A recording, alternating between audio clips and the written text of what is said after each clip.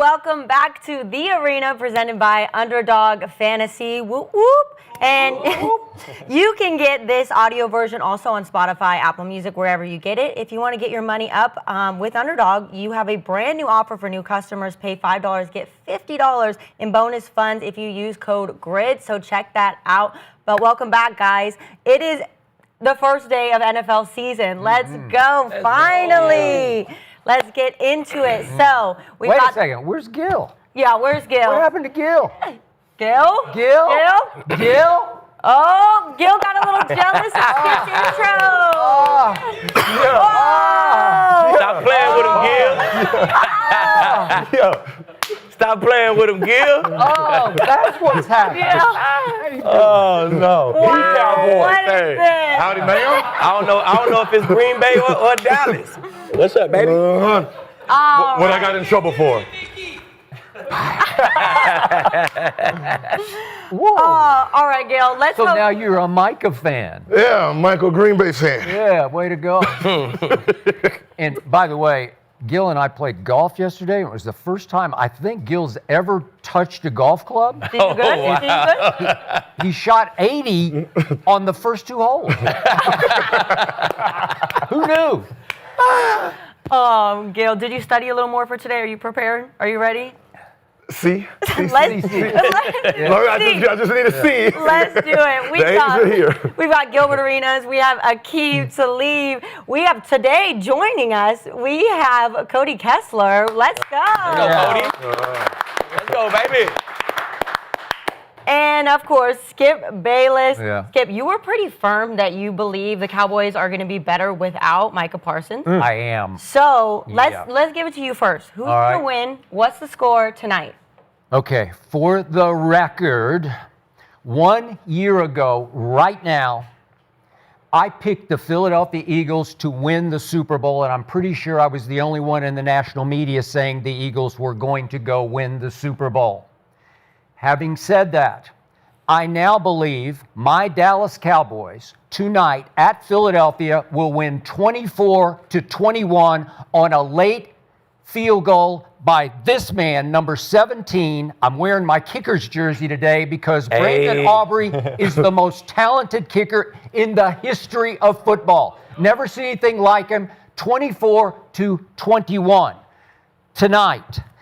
What I love about tonight is it's an everybody says kind of game. Everybody says, starting with this man right here, that the Dallas Cowboys are dead and buried.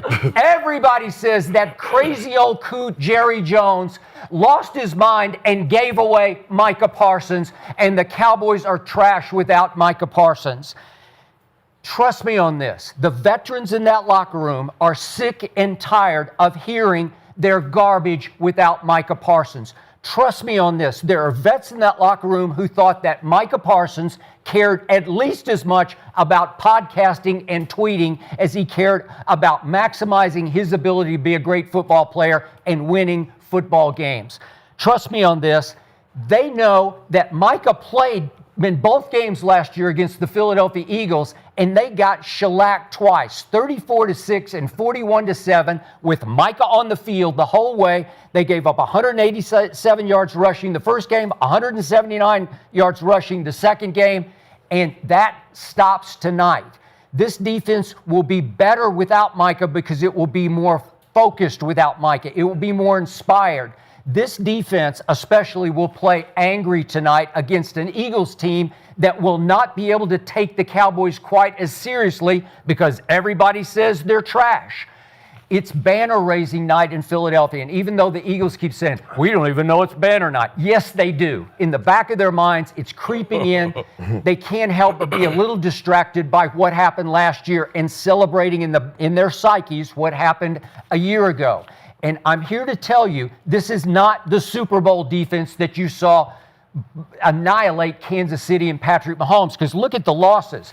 Their Aqib Talib is C.J. Gardner-Johnson, or at least it was. Everywhere CJ has been, somebody did something great because he's you. He nice. He has that kind of impact on a defense. He's now a Houston Texan.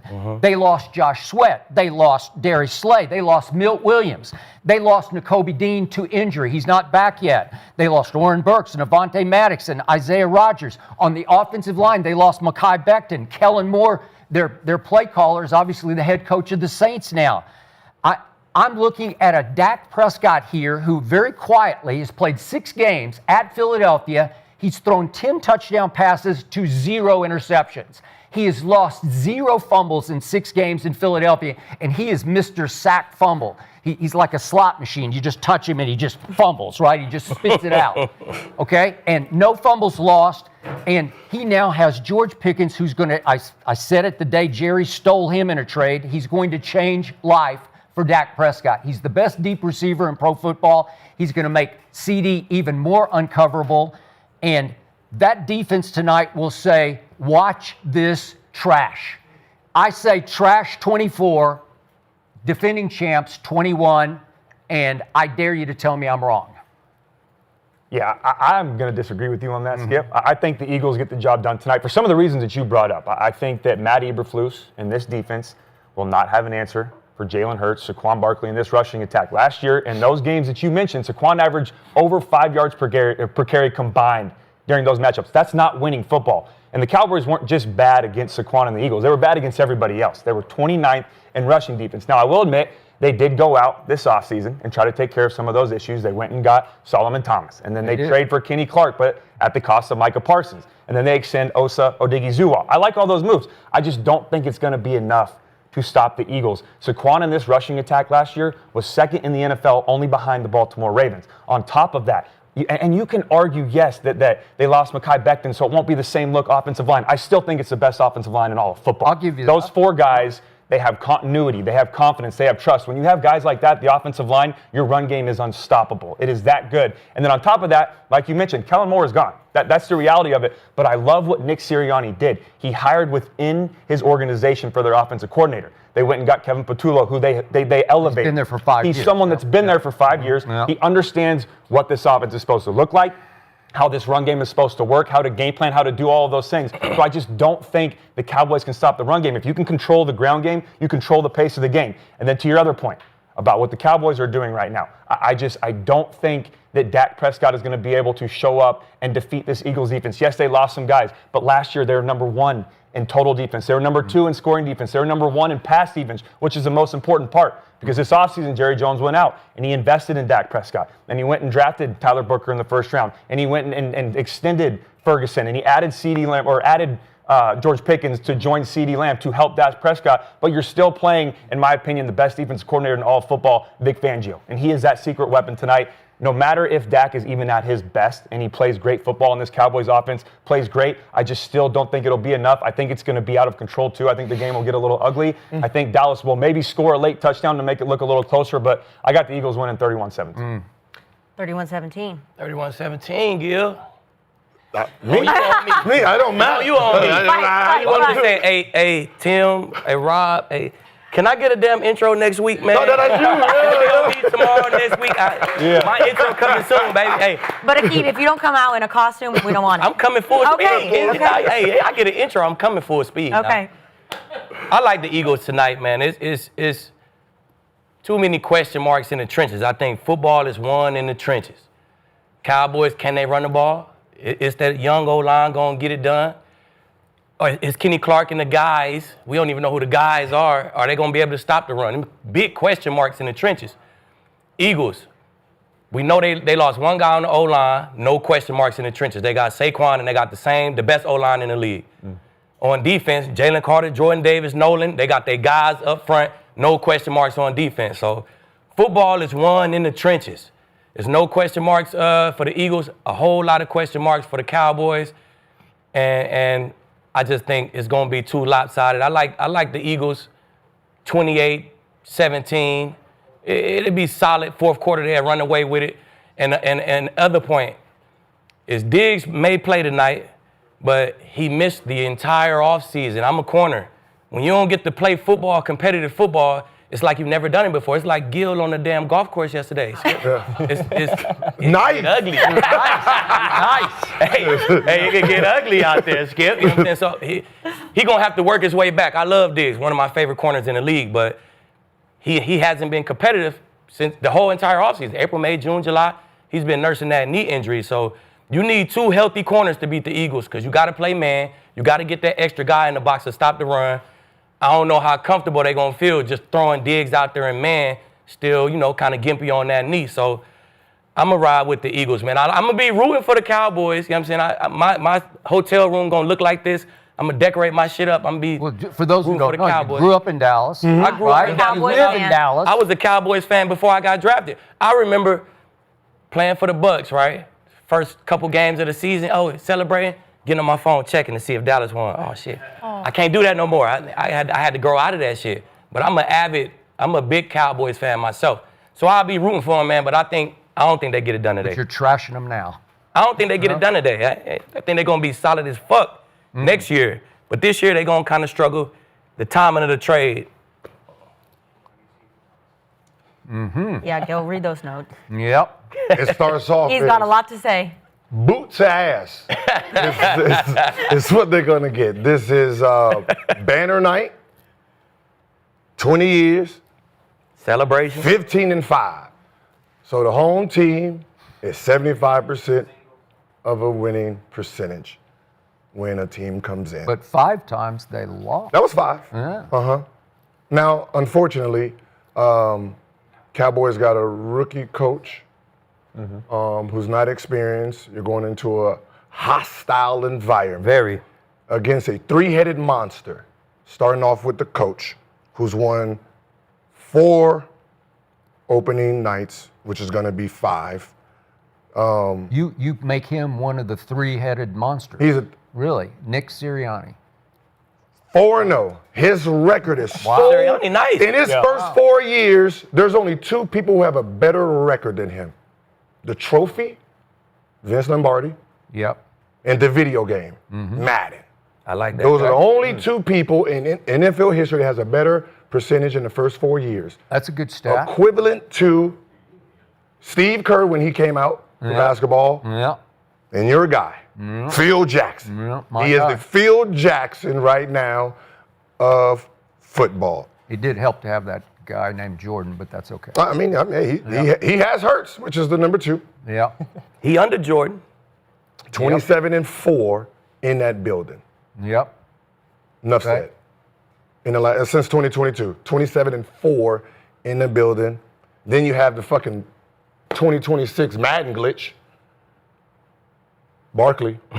You can't stop him for shit. Nah. Right? You might as well, if you, on video game, I'm going to just be honest. I just go field goal defense to try to stop him. Because at this point, he can't be stopped. So the fact that you have all 3 of these elements in their hometown after winning the Super Bowl, that was just a taste of it. So with that O-line, it reminds me, and should remind you, of Emmitt Smith back there with the O-line is going to be unstoppable. And I'm saying 34-20, but I really don't know how they're going to get 20. I know how. Right there. It's going to be a bunch of fucking field goals. A lot of field goals. Sorry, Skip. It's going to be belt to ass. Let me see the note. Boot the ass. Hey, shit start. Boot the ass. Hey, Boot to ass. Hey. you're going to be And bold. doing the kicking tonight, right? Boot to ass. Okay, Gil, then how many wins do you see for the Cowboys this entire season? Hold on 1 second. Okay. I just got to cross-examine here before we leave this alone. I need to know about you 2 being in locker rooms where you do get sick and tired of hearing that you got no chance because somebody is gone. And this team is much more talented than most people are giving it credit for. And I want to know if intangibles have they ever come into play with a team you've been on where you finally just said, okay, enough of that. It's time for us to go out and play. You might play over your helmets. You might just max out because you're going to show the world that you're better than anybody out there thinks, because the whole world has turned on this team tonight. I don't care what you say. It's now an 8.5-point spread. Damn. ESPN, I read a big analysis 2 days ago. They said the Cowboys defense will give up the most points in the NFL this year. Okay, that's with a pretty good pass rush without Micah, to me. That's with Kenny Clark. That's with Trevon. That's with Bland, who they just re-signed. That's with Donovan Wilson and Malik Hooker, Leah Fowl. And some new linebackers. Yeah, They got some. that Jack Sanborn was a pretty good player for Sanborn, nice. Eberflus in Chicago, and he's going to start for Dallas tonight. Okay, you don't think those guys are sitting at their lockers an hour before the game saying, we're going to go out there and we're going to show these people that we're not a bunch of garbage, because that's how they're being written off. Am I wrong about that? No, I think it happens. I think guys in the locker room, they hear the media, and it has been teams who rally together and, come out and, like you say, play above themselves. Yeah. But No. I remember playing against Shaquille O'Neal and Kobe, and we was in the locker room. It sounds like, good. man, who are them? Who are them? How was y'all after the game? We lost by 30. Right? You can say whatever you want in the locker room. It happens, Skip. When you get out there, that's a different story. There's a reality to it. I was part of a KU team. Wait. I was part of this college now. I was part of a KU team that they probably picked us to finish last. Yep. You know what I'm saying? We took that shit personal, We did. We felt like we was better than last. We ended up winning the Orange Bowl. You went to the Orange Bowl, and you were the MVP of the Orange Bowl. Damn sure was. Okay. Hey, and well, I was on a Cleveland team that we thought every week was our week. And we went 1-31 in 2 years. Every week. I mean, we would come in Monday, man. We got our ass kicked, bounce back, let's go. That next week, Sunday, right about 30 minutes before kickoff, let's go. 3 hours later, we're walking in with our heads down. All right, next week. Like there's a reality to it. Did you have CeeDee Lamb and George Pickens? No, and that was the problem, Skip, is that the argument for our team wasn't who we lost or who we're going against. It was who we had on the roster. We did not have a win-now roster. But it's tough. But I'll go back to college days, right? And I was at SC when all of the Lane Kiffin and Steve Sarkisian, the coach, Ed Ogeron, all of that stuff. When Lane Kiffin got fired on the tarmac after one of those games. By Pat Hayden. Ed Ogeron takes over, and I love Kiff to this day. But when Ed Ogeron takes over, there was that little bit of a kick in the ass, and you get a little bit more motivated, and you could see a switch turn on for this football team. That's what you want in a locker room. No matter what the reason is, it's a coaching change, it's people telling you you're not good enough, but it's almost impossible to find that switch when you're going up against a team that has you outnumbered in almost every category. But it's tough. Do the Eagles have Shaq and Kobe? That's the question. Are they that good? They got Barkley. Their fake pass. This one runs. This give it off. He runs. That is a two-headed monster. Yeah. That's quarterback with with the best offensive line in the NFL. They did that push. Was it the push tush? That is a thing. No, that's a major play. They tried to ban this offseason. The brotherly shove. You can't stop that. Yeah. Okay. Rookie head coach. You brought him up. Yeah. I wasn't the biggest fan of the move because it felt like Jerry Jones just elevated another puppet coach. A guy who'd been there forever. His father was a very good, not a great head coach, but a very good one for a long time, Marty Ball. But what I do like about Brian Schottenheimer through training camp, the players really enjoyed being around him and playing for him because he's a real guy. He's got some Sirianni in him in that he's got some personality. He's got a little college rah-rah. The guy he replaced was I'm talking about Mike McCarthy, was the biggest bump on a sideline log I've ever seen. He was the worst motivator in the history of professional sports. I would see tapes of his halftime speeches, and I'd say, God, I'd want to quit after that. I'd want to just take my stuff off and just walk out the door and concede the second half. It won't be that way because I think they're going to play harder for him than they played for Mike McCarthy because they like him and they want to launch him tonight. So you got a lot of intangibles that I don't think you guys are paying nearly enough respect to. No, I mean, he was the offensive coach of the Jets, right? Yeah. He's 5 years. in Seattle. Sanchez in Seattle, Jets, right? Yeah. For 5 years, right? He was. Enough said. Right? No, he's got no resume, and nobody ever wanted to be a head coach, and he's 50 years old. Yeah. And when your father's that good and you get your first shot when you're 50, something's wrong with that. The league said no to him, to your point. The league said no. Yep. But he is going to coordinate. He's going to try to head coach and call plays, which is hard. As you know, it's not that easy. So we'll. I think he's just part of the not tank year for the Cowboys, but You think it's one of those? I think it's one of those. He's just a bridge guy. Jerry trying to put this shit together. He made the late trade. He gonna go crazy with the free agents next year. He gonna have a hell of a draft, but he should bring in another coach. He just the bridge guy. We better hurry this year. because Jerry's 82. So Yeah. right? You know what? It's all kind of. Jerry got that money now. My big IVs and shit. is I think we can all agree if the Cowboys want to win, then they need their star, their highest paid player in the NFL, Dak Prescott, to be great.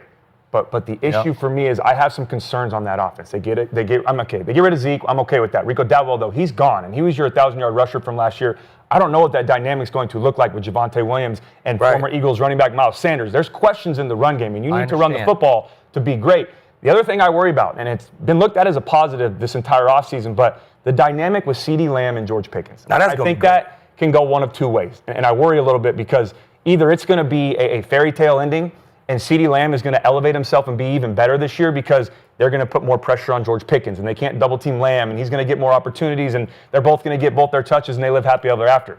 The other thing, and I think might be a little more realistic, is by week 3, if Pickens is only getting 2 targets a game, CeeDee's getting 10 to 12, and you know, Dak is looking towards CeeDee because he has that chemistry with him, and Pickens isn't getting those deep shots like he got with Pittsburgh. And then there starts to be some friction in that locker room, and Schottenheimer, who's a first-year head coach, doesn't know how to handle that, and he's never been in charge of that situation. That's where I worry. And then there's still questions with the offensive line, and like I said, I know their defense is a little bit of a ways away. I think Eberflus can help them out a little bit this year, but if Dallas wants to win games, their offense has to outscore everybody. That's what it's going to have to come down to. There is just concerns for me on that side of the football, and I just don't know if they can get it done. All right, so you mentioned Miles Sanders. Yeah. He'll have a big game tonight. He's going back to Philly, I hope he does. where he was a 1,200-yard rusher. Yeah. He played at Penn State, so he's Pennsylvania. Yeah. And here we go. And I think at 28, I think he's got a lot left in the tank. And the kid they drafted out of Texas, Jaden Blue, well, he's got some pop to him. Yeah. He do. And he'll catch a few, he'll break a few off the edge. He's got a little bit of Saquon's burst to him. I'm not saying he's Saquon, but he's got a little bit of pop to his game where he will help who they are. And the offensive line, they got Tyler Guyton back. And listen, Tyler Smith is as good as anybody in that Philadelphia line. You name them, you can have all of them. I'll still take Tyler Smith, and I know he's just one, and he's just a left guard, but I'll take him over anybody in that line. And I'm hoping Tyler Booker can rise and shine because they spent a first-round pick on him. They did. And again, they gave Terrence Steele a lot of money. In the center last year, Cooper Beebe from Kansas State. Yep. He's pretty good. He held his own. Yeah, he's just solid. So they're not trash. It's like no Micah, no shot. No Micah, no problem. That's what I think. I mean, at this point, the way Skip is talking, then this is the Super Bowl for them. Then this is their Super Bowl. I mean, the what they need to happen to actually win this game is a miracle. So they should treat this like the Super Bowl, and you should celebrate it like a Super Bowl because week 4. Mm-hmm. Yep. You're there. Week 4. Green Bay's there. Week 4. Yep. I remember you used to call them us 11 from heaven. I used to. Because that's where Dax is going. Yeah. Dax is crazy. That's where Dax is going, to heaven. Because that man on the other side here is going to try to kill that man. Really? That's when the season's over with. Week 4. Okay. So you just celebrate it today if you decide to win. The last time I watched Micah Parsons play against the Green Bay Packers was at Jerry World as the 2 seed against the 7 seed, surrounded by 7 other Pro Bowlers on the Cowboys. So they had 8 total against 3 Pro Bowlers for the Green Bay Packers. They were 7-point favorites at home. Micah Parsons put up goose eggs across the board, zeros and all. No sacks, no quarterback hits. I think he had 1 tackle. That was the only number that he registered across the board. No tackles for losses, no nothing. I had to look at the participation chart that night to say, did he get hurt? Did he play? He played the whole way and goose-egged it. That's who you guys just traded for. You're now Mr. Green. Yeah, but he's the final piece for the defense. What's his stats against the Cowboys? Well, okay, we'll find out. We'll find out. Coming soon. Yeah, it's gonna be. It's gonna have dead body Dead bodies? on his resume because he's right. going to try to kill Dak Okay, so and everybody on that offensive So- line. I so swear. Dax Like is crazy. what you're thinking that how Yeah. Dax feels, Yeah. what do you think he's thinking in week? He has week 4 written right here. I don't know you know how what I his think back he's thinking feels. right now? Huh? I think he's thinking, oh shit, I just got all this money and I got to live up to it now. I got the most money of any defensive player ever, non-quarterback. The most money of any non-quarterback ever, and I got to live up to that because I'm telling you, he can't. He's not a killer. He's not a cold-blooded assassin on the football field. And- He doesn't have those kind of intangibles. And he's injured right now. No. He ain't gonna be injured week 4. We never are. When you get traded and you go back, He'd be straight for the day. yeah, that's your birthday. Okay, well, they'll be straight for him. So you're Yeah, saying and I'll the say season's this. ending for them week 4. Week How 4 many should- how many wins do you think the Cowboys get this year? They could beat the Bears. See, Just the Bears. No, see, because I think Dax is dead week 4. I really, and they don't play Browns at all, so they don't get no wins against the Browns. They play the NFC North, the Yeah. entire NFC North, too. I'm gonna just like the conference that they're in. Jesus, I'm gonna just go with. I'm gonna give them a possible 3. 3. I'm a possible Solid. 3. Possible 3, Two like possible. the like fact yeah. that you're comparing them to the Bears and Browns is crazy. 3. I think it beat the Bears. Yeah, you don't need. You I'm know. gonna give them 8. I think. Damn! 8. I'm gonna just tell you why. So You look at nah. They got the third last place. shot. So if you know how the NFL schedule is made, right? Whatever place you finish in, you play that place. So you play third place in the NFC, play one conference in the NFC, one conference in the AFC, then you get an extra AFC game. So they play the third place finishers schedule. So you know what I'm saying? That's the Cardinals and the Panthers. Yeah. They'll beat the Cardinals, they'll beat the Panthers, right? They play the NFC North. Yeah. They'll beat the Bears. They play the AFC West. They'll beat the Raiders. And I'm going to say their biggest win of the season going to be when the Chargers have to come to Dallas. They'll beat the Chargers.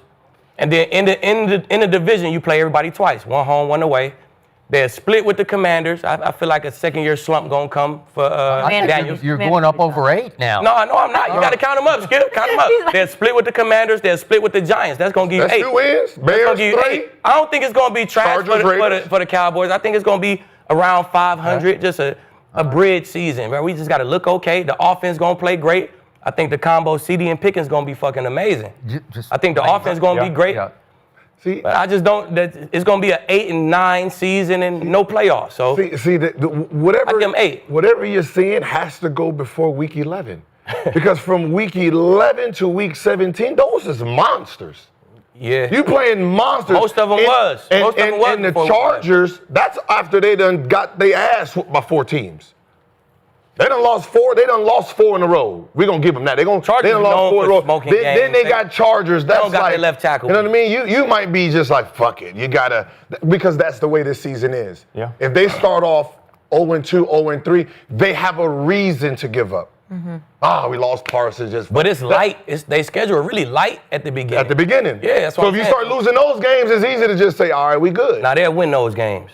Yeah. I worry, kind of like what Akib was saying. I mean, they have the 5th toughest strength of schedule this year. They play 10 games against opponents that were in the playoffs in 2024. That is not easy. The NFC North is not easy. And I think the Bears are going to be better than everyone's giving them credit for this year.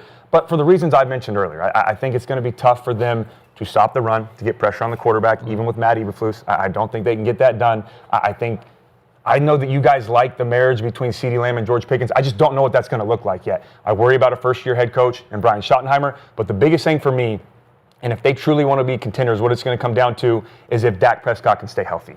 3 of the last 4 years, he's dealt with an injury issue. If he can get back to how he played in 2023, then absolutely they have a shot to potentially make a playoff push. 2023, he was the MVP. He was the runner-up? MVP. Yeah, or runner-up, yeah. Oh, yeah. that wasn't that long ago. And Interesting. Yeah. But with all that being said, if he can stay healthy and play to that MVP runner-up potential, I give him 7 wins. I think 7 wins is their ceiling this year. Okay. And a lot of that has to do with the strength of schedule. I think they have a gauntlet to go against this year. So, Gil, you're saying possibly 3, but I think that's, kind of head versus heart. I think deep down that your head's telling you, Well, man, I think they're only going to win one, right?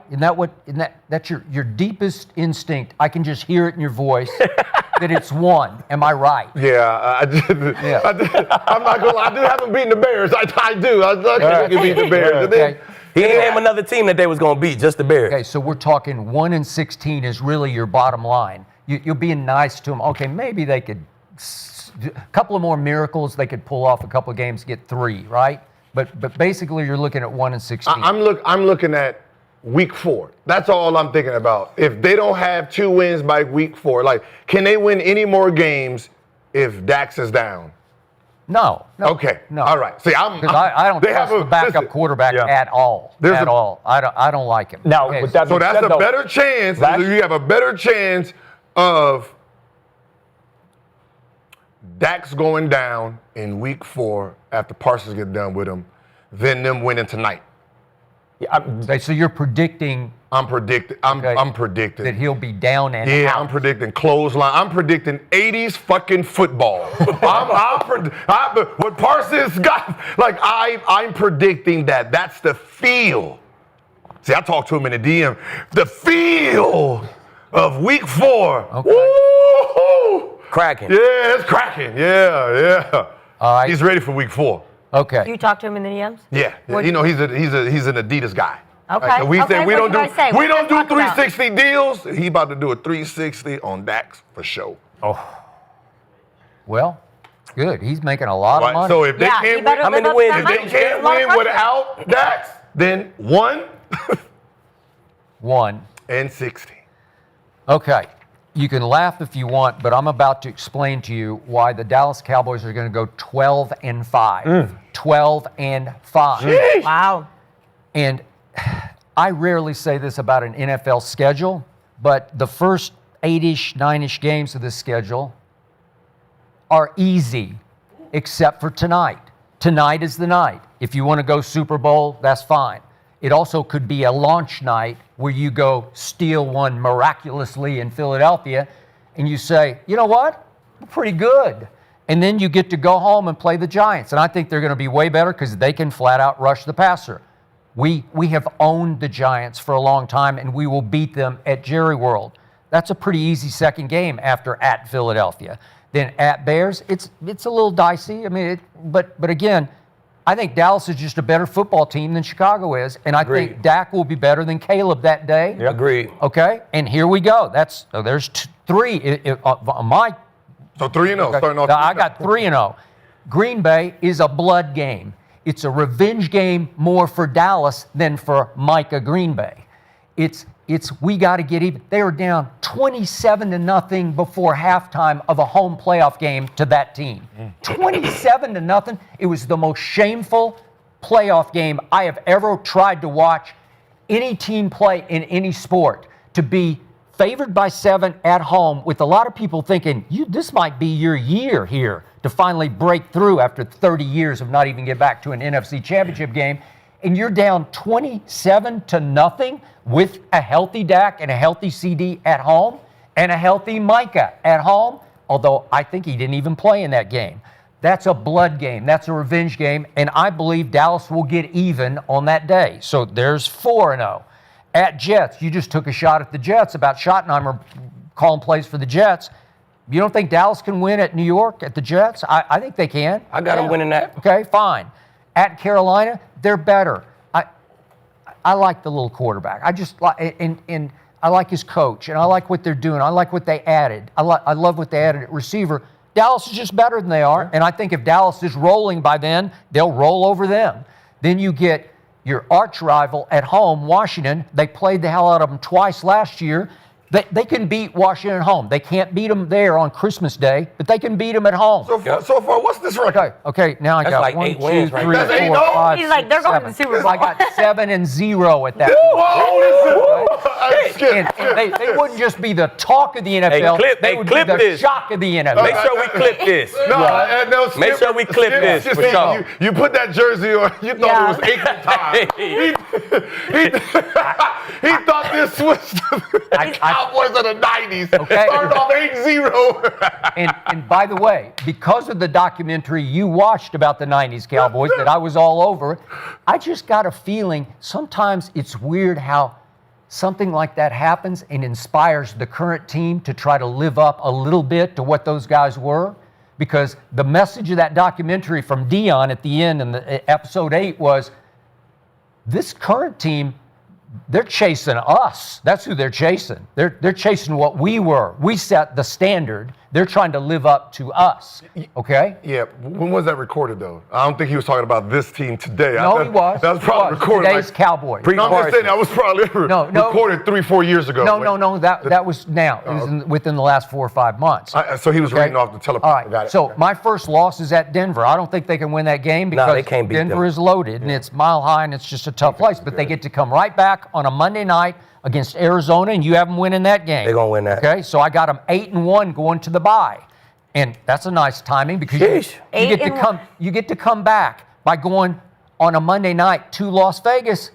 They can beat the Raiders. Yeah, they can beat the Raiders. I said easy schedule because to me, when I first looked at it, the day it came out, I'm saying, my God, this is like under NFL standards, this is easy. This is a cake schedule to me. Like you can't ask for an easier first 10 games than that one.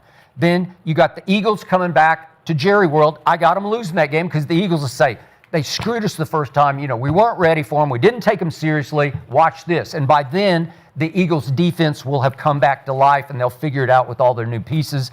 I got that. Kansas City comes on Thanksgiving. Listen, Thanksgiving at Jerry World, Thanksgiving in Dallas, it's a pretty special day where they just play a little higher because they know they're about to get a mini bye off it. And I like them against Kansas City at home. I just do because Kansas City has started to fade over the last 2 years, and I think they will continue to fade this year. They're not what they used to be, okay? Then at Detroit, there's no way. That's a Thursday night. They'll get smoked in that game. So I give you that one. But Minnesota with the kid quarterback. JJ McCarthy? Yeah, okay? I think they can beat them. It's going to be low scoring, and it'll be a head knocker. And you know, it's their defense. Brian Flores' defense is just hellacious good. But can Dak figure out how to score 17 or 20, and Brandon Aubrey wins another game? He's like the secret weapon. He's not so secret weapon. If you got him, you can win a lot of games at the buzzer. And then you already talked about the Chargers. I've seen them beat Justin Herbert. I'm not a Justin Herbert guy. I don't like his intangibles, Me neither. his feel, his poise. And they've beaten him twice already, both times there. Why not again? I think they can beat him. And then at Washington on Christmas, no, that's a loss. And then I even got them losing the last game at Giants, just because by then, if you're this good, you might just take a pass on the last game. That's 12-5. And I don't think it's far-fetched because it's a pretty easy schedule by NFL standards. It sound good, Skip. Okay, do you like it? Did I convince you? Gil's gotta clip processing over there. I can see. We got to clip it. I don't think it's going to happen. Yeah, but, Listen, I'm just be honest with you, Skip. I really thought, like I've heard that Dallas has delusion with the Cowboys. Never seen it up close, right? It's like I've never seen it up. It's like Bigfoot. Like you hear about it, but you and this is the first time I've heard delusion. I mean, I usually hear from the Clipper fans where it's Gil, it's Clipper Chip I City. am Bigfoot. I am Bigfoot. Yeah. I'm here right before your very eyes, live and in living color. I'm here to tell you. And as we know, I'm delusional, and I think I'm right. But what makes you so confident in them this year? Because the season hasn't started. We all get to be delusional before the season starts. The pass rush without Micah is still very good. I'm going to go to very good. Dante Fowler led Washington last year with 10.5 sacks. Yeah. And I know he's getting a little long in the tooth. He's been in Dallas before, but I still think he will have 10-ish sacks this year for this defense. And Sam Williams, you've watched him. He's got a little Micah in him. I mean, when he was right and he wrecked his knee and now he's coming off that, but he's got a little Micah. Their second-round pick, Donovan Ezra-Ruwaka. He's got a little Micah in him, and I think he's going to start to flash starting tonight, coming off the other edge. And then Odigizua, they just gave him a bunch of money because he's pretty good. And does he have a little Micah in him too? Because you're going to need a lot of little Micahs to be the real Micah. That's all I'm saying. He actually rushes the passer better from defensive tackle than he stops the run. Yep. He's a little undersized, but he's got a little squirm and wiggle to him, and he gets loose a lot coming up the middle. And then, listen, Kenny Clark is a man. I watched an interview with him. He's impressive. You know, like he's a real guy. He's a leader. He's an anchor to the defensive line that they needed. And then Solomon Thomas was a former first-round pick that they picked up a bunch of former first-rounders who failed elsewhere. But they, like Kaiir Elam, the other corner, he's going to start tonight. He had a hard time at Buffalo, but he lit it up in camp. I think he's pretty good because he's talented, right? Yeah, he's nice. We've seen this movie. I've seen this movie, The Replacement Kickers. Yeah. That's what this is, the replacement. Okay, they got the replacement team. And a bunch of misfits. Kenneth Murray, I watched him at Oklahoma. He's pretty good, and he was pretty good for the Chargers. And they had to give him a little more money. He's starting at linebacker opposite that Sanford kid from Chicago. I kind of like it because I've always liked the safeties. They're just not that bad. They're not, like people just write them off like, wait, they're going to give up the most points in the NFL? You're kidding. No, they're not. They're way better than people think that they are. And then on offense, I've gone through it all. If Dak has a 2023 kind of year, and I give you, look, Pickens is a hothead. He's a diva. He created so many issues that Mike Tomlin, who I love, finally said, you know what, that's enough of that. That's more trouble than it's worth, and shipped him out. Well, now he comes to Dallas to show Mike Tomlin, I'm sorry, you were wrong. And to show Jerry Jones, I'm in my contract year, and I'm going to prove to you I deserve one of these CD kind of contracts, right? Okay? I love that. You've got him where you want him because you got him remotivated. I don't know what's not to love. Jake Ferguson, Dak always says he's the best athlete on the team. He's a flat-out baller. I think he's highly underrated. He's underrated. He's really good. I think he's a good player. Underrated. Tight end. He shows up, and he plays hard, and he fights for extra yards, and I don't know. I don't know what's not to like about this. This team is way better than you're giving them credit for. And I'm probably way more delusional than even you know. But that's what I see. All right. I'll say this. One thing that just reacting to that, Skip, the thing that worries me with the George Pickens situation is if Mike Tomlin, who's dealt with AB and Le'Veon Bell and Ben Roethlisberger, all these big personalities, he couldn't handle George Pickens or get him to figure it out and be a team-first type guy. Yeah. What makes you think Brian Schottenheimer, who's going into his first year as a head coach and who's never been in that position before, can handle that? And I hope he doesn't. I hope CeeDee Lamb and George Pickens have a great time together. I hope they have success this year. But my other question for you is this, going back to that, is if there is no pass rush tonight, let's just say hypothetical, there's no pass rush and they get gashed for 180 on the ground tonight. Do you now look back at that list and hit the panic button and think, we need 11 back, we lost Micah, this could be a really long year? I just don't think that's going to happen. Okay. That's a hypothetical. Yeah, it is. It is.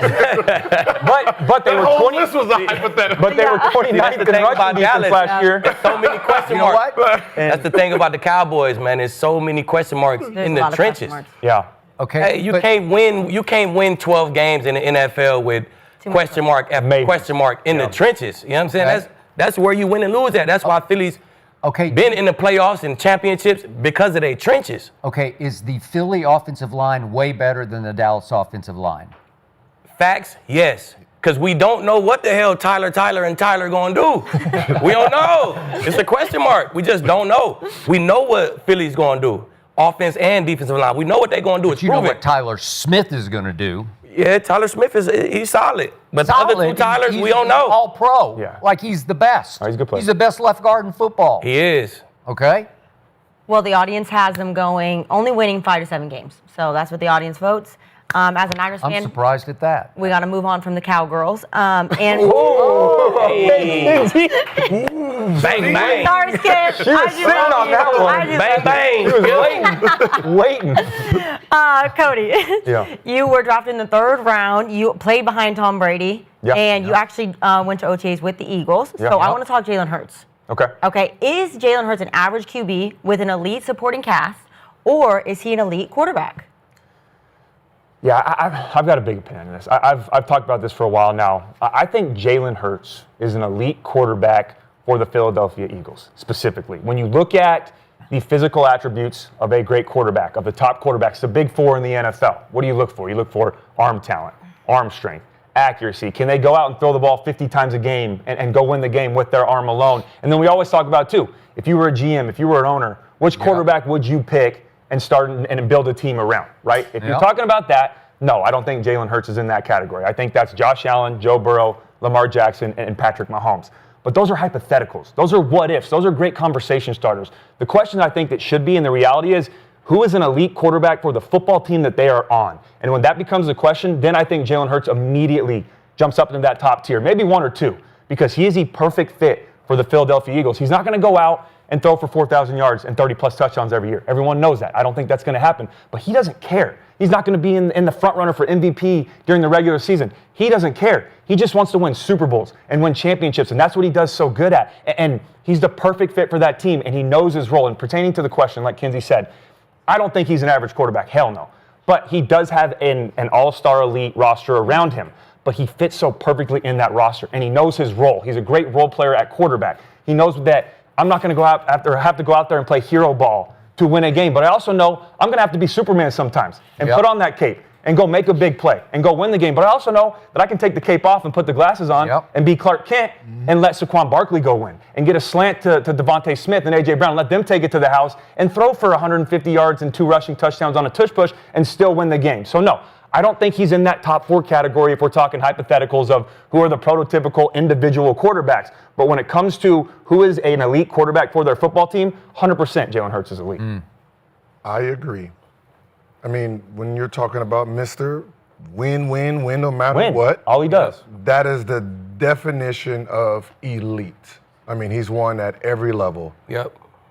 Super Bowl champ, national champion champ, high school champ. Do y'all know he won 10 for 10 in Little League championships? Did y'all know that? No. Because I just made that shit up. But that's how much he wins. That could have been a thing. Yeah. So when you're talking about what makes though. someone elite, he is the definition of it, right? Understanding that I have so much talent on this team that I don't need to be Superman all the time. Yeah. Right? I have to understand that I just need to do enough to win games. It's about winning games. And I think sometimes we're so intrigued with stats, but we talk about winning, and then when there's a guy doing that, we pretend you're not that. And then stats. Right? He don't need to have 5,000 yards. That's not what his team requires for him. Right. So he does just enough. If you need him to Magic Johnson because Kareem is out and he needs to go win Finals MVP, he's going to do that. Yeah. Other than that, he's just going to be Magic. He's going to be Kawhi. He's going to do what it takes to win the game. That's who he is. So it's kind of hard to say, all right, what type of quarterback are you? Well, unfortunately, we would never tell who he really is because we can only see him in the element that he's in, and it's winning. Honestly, I think he did go Superman in the chip versus the Chiefs. Yeah.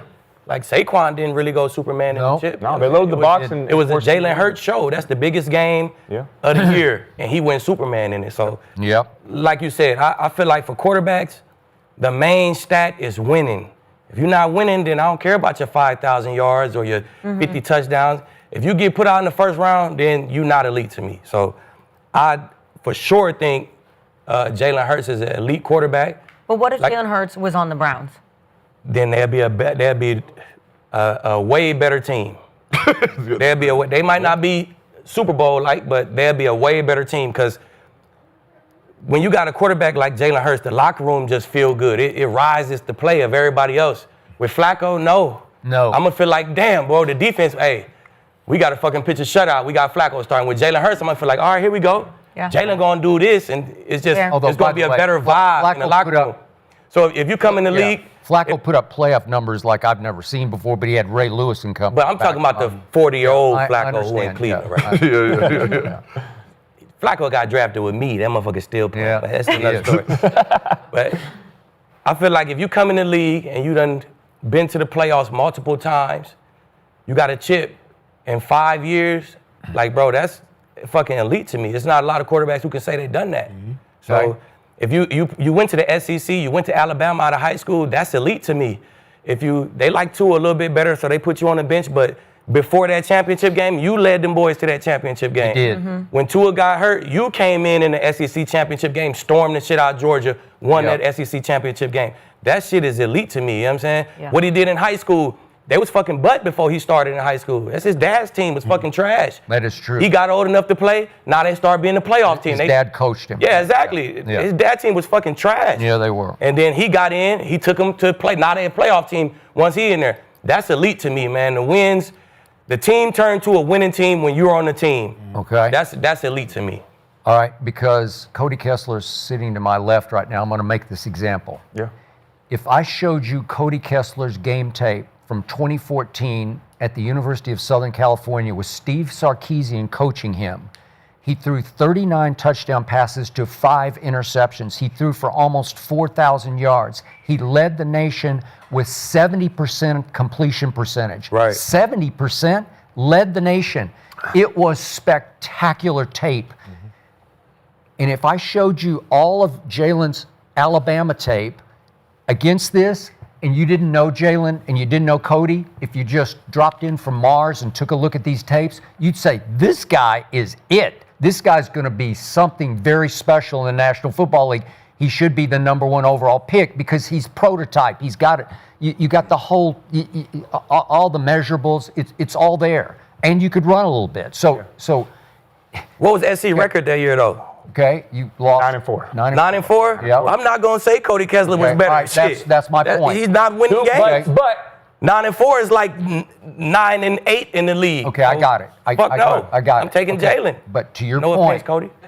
okay, I'd take Jalen too. I'm taking Jalen too. Now, in a Fucking- national, But it's still, he's on that. Okay. Look at the team he's on still. Yeah. Bro, the he's on record- Alabama. It's like- We talking about SC and Alabama. SC nice. No, but Nice. he has to do what he has to do on that team. Okay. Jalen still don't have it. Man, you Okay, put Jalen time- Hurts on that same okay, but SC time team, out. they'd be Yeah, in no, the go chip. ahead. I want to hear this, Skip. okay, at Alabama, he did get him to the championship game. And in the first half, they got goose-egged. It's 13-0 Georgia at halftime. And the great Nick Saban says, I've seen enough, man. I'm going Tua in the second half. And they pull it out and win by 3. And it stained Jalen's legacy a little bit because it's on the biggest stage in college football. You got yanked at halftime when you couldn't score a point against Georgia. And he goes to Oklahoma and very quietly finished second in the Heisman the next year under Lincoln Riley. Yep. Throwing it and running it. Big 12 player of the year. Okay, all right. You said quiet. 32 Okay. passing touchdowns, only 8 Well, it was picks. quiet because Crazy. Because nobody wanted to talk about it, but that- he's and finished second. It's because that they get to the semifinals Yeah. and they run into Joe Burrow and they get Exactly. annihilated. He took Oklahoma and made them a Okay. playoff winning team. That's what Okay, he do. but so did Baker and so did Kyler. Okay, all right. Yeah, but they're fucking good I know, I got it. I got it. But the point was, when Howie Roseman, the Eagles general manager, by far the best general manager in football, when he stole Jalen Hurts with a late second-round pick, I immediately tweeted, Jalen Hurts will change life in Philadelphia. Go back and look at my time. Will change life. The starter, and you know this because you were there in the OTAs, but Carson Wentz was supposed to be it in Philadelphia. And I never liked him because I never liked his command and poise. It was like Carson Wentz. I would wince when I watched him because it's like, you know. But he had all the measurables, 6'4", 2, what is he, 40 or something like that? 40, yeah. Right? Okay. Cannon. All right. Had a But strong arm. Run a little Jalen bit. Hurts, to your point, will change your culture because he'll be first in the weight room and last to leave the weight room, and he'll outlift a bunch of the linemen in the weight room. Yep. And it's no big deal, except it just sends a message like, I can do this. And he tush pushes because he's got the most powerful pair of legs I think any quarterback's ever had in the history of football. And he's not the prettiest thrower of the football. To my eye, it doesn't look like what you look like in 2014. That's just beautiful. You know, that's like just poetry in motion kind of passing. But the ball gets where it's supposed to get when it's time to get there. And when it's time on 3rd and 5 to get 6 yards with your legs, he always gets 6 yards. So he outplayed Patrick Mahomes in both Super Bowls. I can just show you the numbers. He like, here's the total yardage. Passing yards. He threw for a total of 525 in 2 Super Bowls, and Patrick threw for 439. And obviously, the second Super Bowl was just a wipeout. And remember, Jalen had him on the run in the first Super Bowl. they're up 14-7 driving the ball, and I don't. He made one mistake in 2 Super Bowls where it was an unforced error. He just lost the handle on the football. Nobody was around him. Yeah, I remember. He just lost. I don't know. Sometimes you're thinking about what you're going to do, and you just drop the ball. Yeah. Yep. And one hopped it to Nick Bolton, and it's an oblong ball, and it can go left or right, and it bounces right to Nick Bolton on the dead run, house, Touchdown. right? And all of a sudden the game's tied. What? Well, if they go down and score and it's 21-7, I think Philly's going to beat Kansas City in that. Hell yeah. Ball. Yeah. Okay. All right. So to all your points, yeah, he's not like the greatest thrower of the football ever, but it just works. Yeah. And when it comes to intangibles and mental toughness and the guy you want to look over in the locker room like he's on my side, I got that guy. Well, that's Jalen Hurts. But nobody's going to say he throws it better than Joe Burrow or. Where are you going to rank him? Top 5, top 10, top 3? I think Skip, but to what criteria? Yeah, That's like here's the point.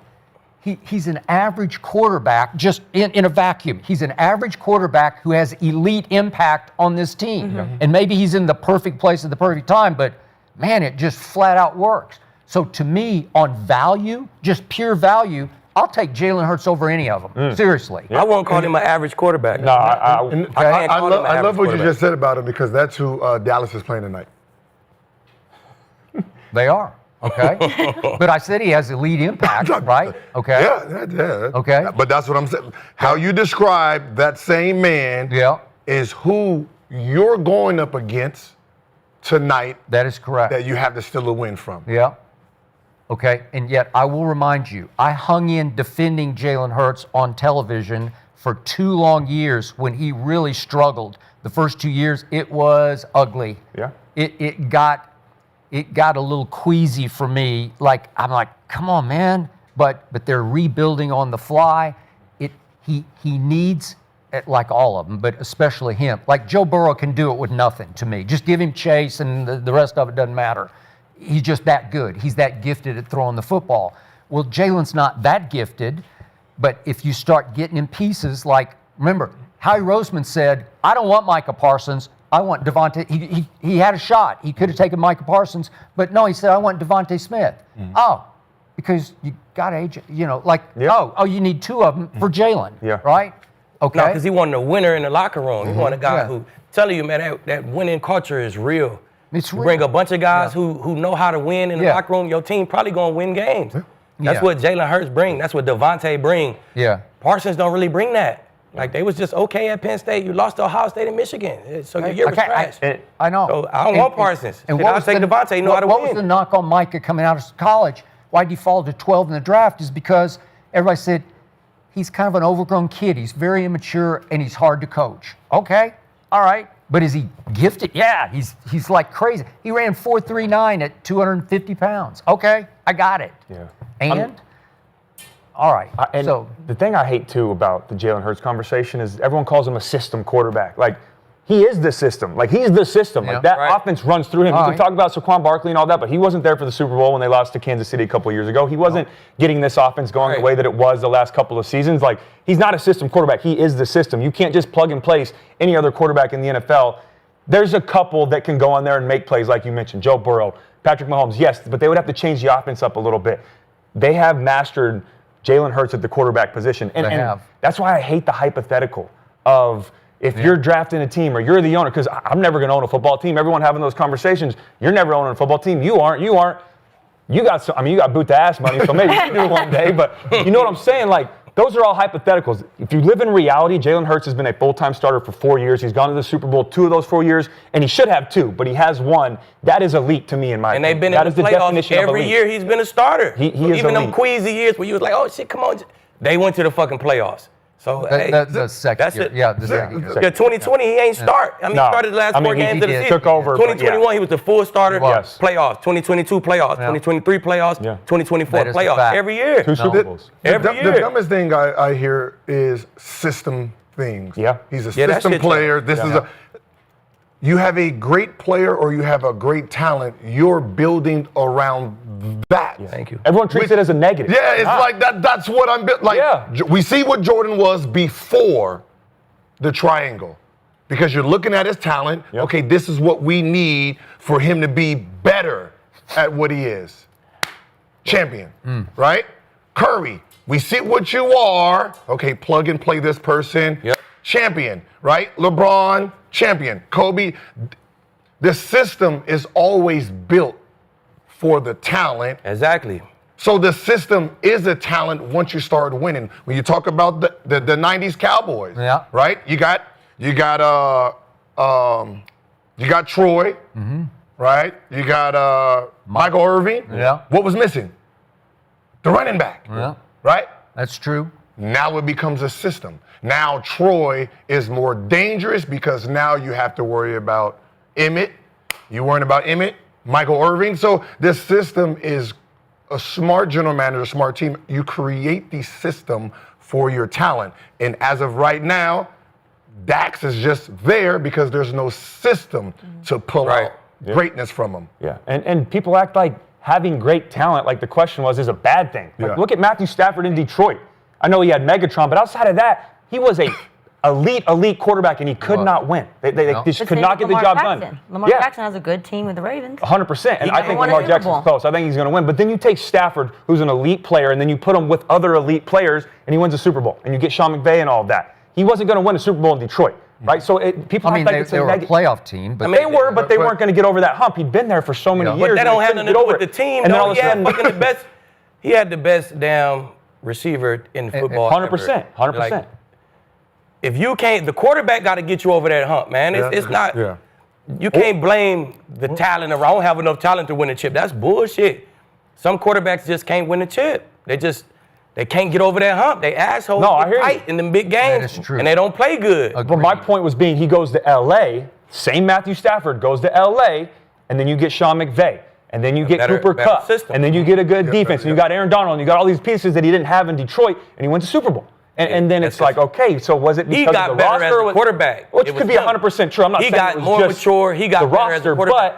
but He looked happened. totally different in Detroit playoffs than he did in LA 100%. playoffs. But- He made throws. He didn't get sacked 17 times and shit. So he just was Because he had Whitworth, and he had, in my so- opinion, he had the guys that could to do that. But I agree with you. I think if you're judged on your wins and losses as a quarterback, and the most important one in any sport is how do you do in the playoffs? How do you do when it matters most? And I just feel like some guys are elite in that category instead of just being an individual talent. I think that's more important. Yeah. What are you guys all actually agreeing for once that you think Jalen Hurts is an elite quarterback? I think he he is. reminds me. I hope this is not a. I heard Skip call him average. I heard you he- say he No, was but in you said- he in a great system. No. You said he was elite. He's not elite. He was kind of. It was kind of.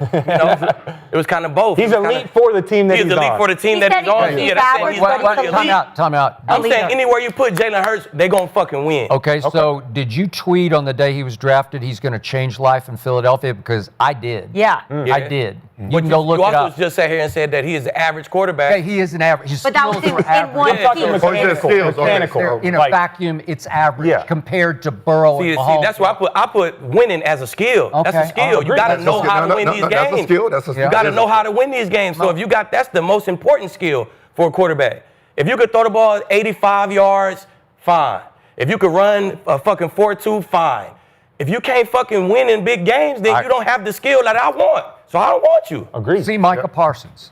That's But that was my point. Akib is like, we judge these quarterbacks. I get tired of everyone judging on mechanical things, on arm talent, on all those things. That's normally where they put everybody in that tier 1 list. You should look at them as a whole. What do they do for their football team? Because as of right now, and I love these guys, but Burrow doesn't have a Super Bowl.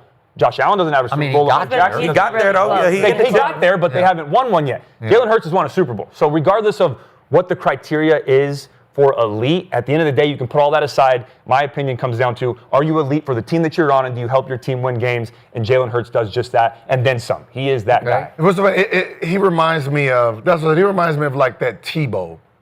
That Tebow. Florida? Like, Tebow? no, Florida? like he just gets do that, it bro. done. No, that's what Don't I'm do Hurts like what I'm that, saying. Tebow, Don't do it. No, I'm like talking that, about bro. Tebow. Like the guy gets it done. If Tebow had a system that fit his talent and what he possessed, he could have been one of those guys that pulled wins out because he knows how to win. Nah. If you look at his, I wasn't watching football then, but I seen he has something that I don't think football recognizes. maybe he might not know how to read plays and read defense. But if I say, all right, we're down 6, there's 2 minutes left, just win the game. His brain. Now, Tebow know how to win games. His brain He got that skill. turns off all thought process and understands how to win. He don't have none of the other skills, Yes. but he got that. And that's what I'm know saying. how Like, to win. Let me ask you but this. if you put a talent around how he plays this game, he could have been successful. And that's a good point. Like, let me ask you this. So you're saying Hurts is elite. And I think we all agree, and Skip can jump in on this too. So the ultimate question is, for their team that they're on, there's 2 minutes left to go, the game's on the line in the Super Bowl, you taking Mahomes or are you taking Jalen Hurts to go down and win that football game? I'm taking Mahomes. Okay. I'm taking Jalen Hurts. Okay. Every day, every night. Wow. I like it. I'm taking Mahomes. All right. Yeah. Sure. I think I'd have to agree with Akeem on this one. I'd probably take Mahomes, but Jalen Hurts has shown that he can get it done, but Mahomes has done it more. Okay. By the They way, both showed they can get it done. Yeah. I mean, I can't go wrong. Tim Tebow, because I was a big fan at that point, I said before his draft, he'll never make a Pro Bowl, but if you have a shot to take him late in the first round and you'll let him run his college offense at Florida, he will win games in the NFL. And Josh McDaniels was the head coach who said, I'll take him with the 25th overall pick. And Josh got fired, unfortunately, halfway through Tebow's rookie year. So now a new regime takes over, so he's screwed because John Fox doesn't like him and John Elway really doesn't like him. He Yeah. hated So him. the next year, they start off 1-4 with Kyle Orton, who was just okay. He won a few games. But 1-4, they throw Tebow into the fire just to get it over with. Like, all those zealots out there who love Tebow, the religious, fanatics who love Tebow because he wears his religion on his sleeve. Let's just get it over with. Let's get Tim Tebow out of here. And they go to Miami, and he pulls it out in overtime, and all of a sudden they take off and win the division. Yeah. They win the AFC West and win a home playoff game against Mike Tomlin and Ben Roethlisberger Yep. A good on defense. an overtime pass. Yeah. To my dog DT, baby. He was Man, your piece, my boy. I know, boy, was he. Ooh, God bless him. Mm-hmm. But the point is, in the last 5 minutes of games that year, his QBR, the best stat in pro football for quarterbacks, it led the league. But you had to do it in the last 5 minutes because he had a hard time for the first, like the rest of the game. A lot of games. Yeah. Then the next year, what did he do the next year? People got a hold of that Tebow offense. Figured it out. He was trash. Yeah. Okay, but he went to the Jets and they didn't like it. They didn't even play him. They didn't start him. They tried to use him as some kind of fullback or I don't know. But Tebow but did have that stat. He had that quality. He had that winning. Okay, coach. that's He knew like how to win games. will, like you just will the game. Hell You yeah. just will the ball where it's supposed to be. So question, like we understand that in basketball, right? We understand a guy who probably thinks too much here, but if you say, okay, we're down 10 and you just put him in, he figures out how to, Absolutely. get to the, Don't think. how do you, Just go how play. do you equate that to football? Like, what do you do with what do you do with a guy who's gifted in the last 2 minutes or the last 5 minutes? Yeah. Like, you're talking about he's an elite player in the last 5 minutes, being down, versus like, shit, I can't use him in the rest of the game. Like, Yeah, he's how gonna do be you just use fucking that on the bench and Yeah, those guys don't last very long. All right, You they gotta just sit your ass down. even if you consider him just in the last 5 minutes down 6, he is considered a top 2 player at quarterback. You still keep him on the bench, say fuck it. Or you start him and try to just keep the game close until the last hope he 5 can minutes. develop. Or, you know what I'm saying? It's just hard. It's just Yeah, it's just, Or if It's too much if important. you're a good play caller, you figure out what the hell works in those last 5 minutes and then expand that in your game plan and do it for the rest of the game. Like, but it's hard because like you said, some guys can just black out and go crazy at the end, but when you have them do the methodical things over and over and over, they struggle. And that's kind of the story of the Your NFL. game has never believed in a closer like baseball closer, Nah. Oh yeah, right? Oh, no. football don't have no. closers. Yeah, No. nah. Yeah, And- because the starting quarterback would not sit still for this. Nah. Like, To go back to Skip, I'll slip you 100 for that for those shout outs in 2014. I appreciate that. That was nice. But gotta slip him 1,000 I've been sitting on this one. now. Yeah. We lost 9-4, but there was a Hail Mary. We lost in the last second against he's defending Utah. himself now. I like And I love my defense to death, but we gave up like 400 rushing yards against Boston College in one of those games. So Okay. in my mind, it was 11-1. But that point, So that Alright. that That's Hail how I Mary. remember it. Then you went to the Browns. And then I went to Hail Mary. Cleveland, and we went 1-15 and then 0-16, baby, and then. Look, so that Hail Mary. I didn't start the 0-16 year though, so I'm not taking That Hail Mary, Cody should have held the ball a little bit longer so you don't get the ball to the defense. Yeah. You know what I'm saying? It's ways that a real guy who know how to win, he wouldn't have gave the ball back to him. He would have did what he had to do. Boop, we kicked the field goal, we win. You know what I'm saying? Yeah. But all I'm just saying, 39-5, that's big time. Yeah, no, I appreciate At a that. big Akeem's time. Appreciate not the giving shout you out. any of it. He's like, nah. No, hold the I ball. knew Akeem would bite on the defense call out. SC, nah, if SC, they supposed to be here. Yeah. If they not here, then I don't like it. Like Caleb Williams, he had SC down here, losing 4, losing. Yeah. Nah, bro. Fuck that. Yeah. I understand. But if you had run into them in 2014, you'd had a long day. Shit. Come on, Skip. Come on, Skip. Well, actually, At Kansas, huh? Yeah. My 08 team, Jayhawks. shit, bro. We was looking at everything. Hey, we was looking at everything, everybody. You know what I'm saying? Well, actually, surprisingly, the audience was pretty split on Okay. Jalen Hurts being a elite quarterback. 56% of them said he is, so pretty split though. 50-50. Akeem, you went to high school in Dallas. You Yep. still live in Dallas. Big Yep. Dallas fan. Is Jerry Jones the biggest reason the Cowboys haven't been back to the NFC Championship in 30 years? Is it Jerry Ooh, it's Jones? been 30 years. They haven't even been back to the NFC Championship in 30 Nah, years. I don't think it's Jerry. Really? I don't think it's Jerry. I don't think Jerry is the issue here. You know what I'm saying? I feel like Jerry's job is to put a good coach on the team, get a good staff together, and get good players for that coach, right? He But you were drafted. just saying this year, he gave him a tank coach for the year. Yeah, I mean, he still put a good product out there. You give him a little tank coach, it's gonna look solid. But I think, like I said, after I said that, next year the Cowboys is gonna be a fucking wrecking ball. That's what I think. Yep. So I feel like Jerry's job is to give you good coaches, give you good players. All he do is draft all pros. All he do is draft Pro Bowlers. You know what I'm saying? They've been to the playoffs, 2021, 2022, 2023 playoff teams.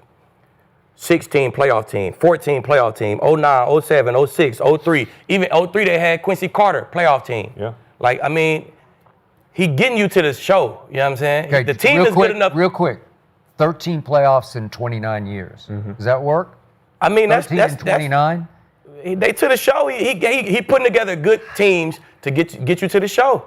Now, we're just talking about him getting to the NFC chip. That's right. Out of them 13 times, they should have been to the chip a few times.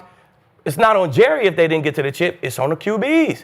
The quarterbacks is nutting up in big games. Dak, that's my dog. He nutting up in big games. Romo dropping field goal. That's nutting up in big games. Yeah, drop the snap. I mean, Yeah. dropping the snaps on the extra point. for Yeah. the extra point. Yeah. That's nutting up in big games. So I feel like Jerry's job, get good coaches, get a good staff, get a good team, put a good product out there. If he want to be on the sideline, it's his shit. He paid for it. He could be on the sideline. Shit.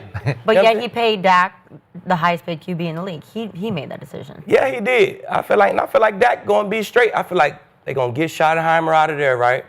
They gonna get one of these coaches. You're already firing Schottenheimer. He's supposed to go 7-0. Shotty a bridge Come on, guy, have to go man. 7-0. Shotty just a bridge guy. I gave him an opportunity because of his dad. You know how that shit go. He's a bridge guy. He's gonna get somebody under this Shanahan McVay tree. Who everybody's running that offense right now. All the good teams is fucking winning. Running Sean McVay and Shanahan's offense. He gonna get one of those guys that's gonna make Dak have a Matthew Stafford kind of story, right? He's gonna have a better OC. He's gonna see the game a little bit different. They're gonna get some great vets with that $42 million. He's gonna have a hell of a draft. He's gonna draft an impact player with that all them draft picks he got. And I think the Cowboys gonna be a fucking wrecking ball next year. But, you know, I don't think it's Jerry's fault. Back to the question, Jerry don't play no games. He just put the product out there. I think the product has been good enough to win games. Yeah, Why do I feel like I know where you're going? I watched the history. I'm going to say he is the reason, but not for decision. His decision making is what's wrong with him is no different what's wrong with Cowboy fans, right? It's loyalty. His biggest problem, his biggest downfall is he's too loyal. It's disguised as delusion. It's just a nice way to say, but he's so loyal to things he needs to let go of because he likes it, right? And the business of it doesn't kick in anymore like it did before, right? So I'm looking at, first mistake. firing Jimmy Johnson. But I would have fired Jimmy Johnson if I was him too. And he won a chip after he fired him. And because there wouldn't be no Jimmy Johnson if Jerry knew his real intentions at the beginning. That is true. If Jerry knew this is a one-sided friendship, there wouldn't be no Jimmy Johnson.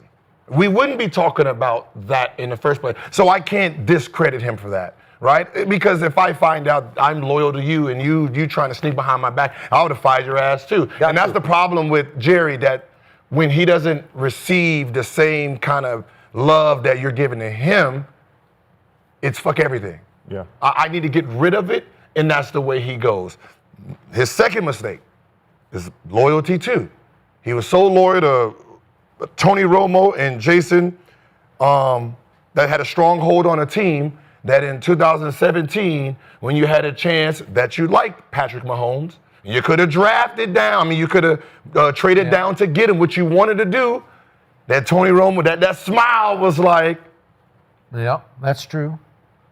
And you picked the nigga named Taco, right? I'm just saying, you know, and then I'm just saying, right? Taco Because instead of saying, okay, he hasn't done it for me, this guy is really good, I need to let go and bring him in and then build around him, you decided to go with your feelings. 2018, same feelings when Lamar Jackson was on the board, right? So there was chances where Jerry could have just said, you know what, let me just think about winning championships. But he suffers from the same thing Cowboys suffer from, is I'm in love with this shit. I'm in love with, you're my guy, and I'm gonna just die with this. And he wants to win those trophies, but I think he wants to win it with the people he actually like. And that was the thing with Jimmy. Mm-hmm. I don't want to win the third one with you. Fuck off.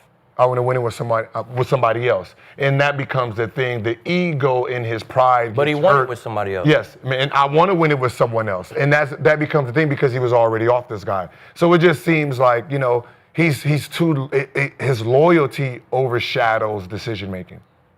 Yeah. So I mean, I'm going to go opposite of that, and I'll get my 2 cents in real quick because I'm excited to hear Skip's take on this as a lifelong Cowboys fan. I agree with Akib. I don't think Jerry Jones is the main reason to blame for all of this over the last 30 years. I mean, it's not like he's putting out rosters that have regressed and have gotten worse and worse over the years. It's not Jerry Jones's fault that they've been to the playoff 13 times, and during those 13 times, they've had a one-and-done exit in 8 of those games. It's not Jerry Jones' fault, like you mentioned, that Tony Romo botched the hold in 2007 against Seattle. It's not Jerry Jones' fault that Des Bryant's touchdown catch got overturned and when there was a drop in 2014. It was a catch, but that's not his fault. That team was there, and that's unfortunate. It's not his fault that Dak Prescott slid against San Francisco with 9 seconds to go instead of giving him his team a chance to win from the 25 and maybe pull off the upset or win that football game. It's not his fault that during out of those 13 games, they've been favored in 11 of them, and they have a losing record, Skip, during those 11 times. They're 5-6 as a favorite in the playoffs. So, again, and I can't wait to hear what you have to say on this.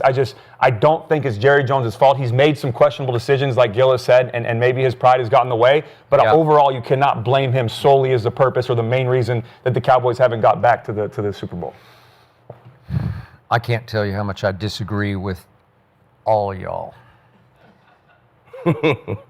I know Jerry really well. For the 3 books I wrote in the 90s, I don't know, I spent hundreds of hours with and around him. And I like the hell out of him because you can't help, if you're around him, you can't help liking him because his heart's good, it's just in the wrong place. Mm-hmm. And his ego is massive and completely out of control, as you can see in the current Netflix documentary. Jerry has done a decent job of putting a marketable product out on the field because over the last 30 years, their record is 251 and 217 in the regular season is pretty good. It's 11th in the league. So you say, well, we can work with that because that's sort of playoff caliber. And to whoever made the point, you made the point, Will McClay is really good at what he does as their scouting director, and he's been with this franchise for 24 years, and they have routinely drafted, not well, but really well. Excellent. Yeah. And from 2010 to 2020, they had the second most Pro Bowlers drafted to the Chiefs. So you got to say Jerry should take some credit for that.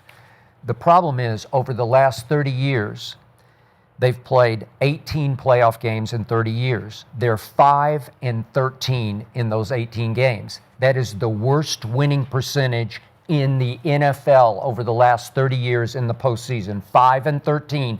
Winning percentage, the worst in the National Football League, and it's Jerry's ultimate fault. The buck stops on that desk and only on that desk because he is the owner and the operator of my Dallas Cowboys. I am stuck with Jerry as the general manager of my Cowboys, while Howie Roseman, who didn't even play high school football, is the best general manager in football of the Philadelphia Eagles. And he just keeps running rings, as in Super Bowl rings, around Jerry Jones. Draft after draft, free agency period after free agency period. The reason I picked the Eagles last year was Howie went out and won free agency. He just mopped it up, and then he won the draft and got 2 rookie corners who both were incredibly significant in what they ultimately did at the end of the year, because both of them played big-time football all the way up to the Super Bowl. My point with Jerry Jones is he gets so close to the players that it turns into the Cowboy Country Club. And you mentioned Romo, all of them. I can go way back with Jerry. He treats them like, he's now 82, but for a while they were like sons, then they were like grandsons, and now they're like great-grandsons, all the players. He loves Micah Parsons to death, to a fault. He treated him like his great-grandson, and only in the end, when Micah just pissed him off and finally alienated him, did he finally say, you know what? They're all telling me he can't stop the run. I gotta cut bait here, man. I gotta cut the tie. I gotta cut the bond. I'm gonna ship his ass to Green Bay because it's time for that to happen. That was, I told you guys on Tuesday, that was the smartest, boldest, ballsiest move Jerry Jones has made in 30 years to me.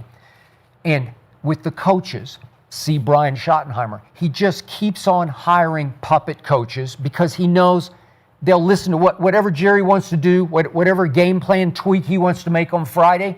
They do it because they just feel blessed to be able to be the head coach of the Dallas Cowboys because it's America's team. It still is. I don't care what you say. Like 6 of the 10 most watched games in history are all Cowboy games because watch what happens tonight. Just watch. It'll be some record rating tonight because you either love him or you hate him. And he's a great marketer, and he puts out always an incredibly controversial and debatable product, but it's a country club in the locker room because the stars know they can circumvent the head coach and go to granddaddy. That they know they can go to Jerry's office and say, man, you got to throw me a few more balls, Jerry. Come on, man. And Jerry is coddling. He's spoiling. He's doing, and the culture it's decayed because it's like the ultimate, like you know football. You've been championship football. You can't have a country club. You got to fear. The reason Jimmy was great, the one thing Jimmy did great was he established the scariest force field I've ever seen in any locker room I've ever been in. I've been in a bunch of them in a lot of NBA locker rooms. They were scared to death that Jimmy might fire their ass the next day because the first year they broke through in the Super Bowl, the final regular season game, a little kid named Curvin Richards, the backup tailback from Pitt, he fumbled in the fourth quarter of a game that they were rolling over Mike Ditka's Bears, and Jimmy cuts him the day after the final regular season game going into the playoffs. Emmett had no backup going into the playoffs. Well, that's Jimmy's way of saying, any of you screw up like that, your ass is out of here. Well, there's no fear factor in the Cowboy locker room until now. They need external motivation. That they need the world to say, you ain't shit without Micah Parsons. That's what's happening right now. There's external motivation because they're not going to get it from Jerry.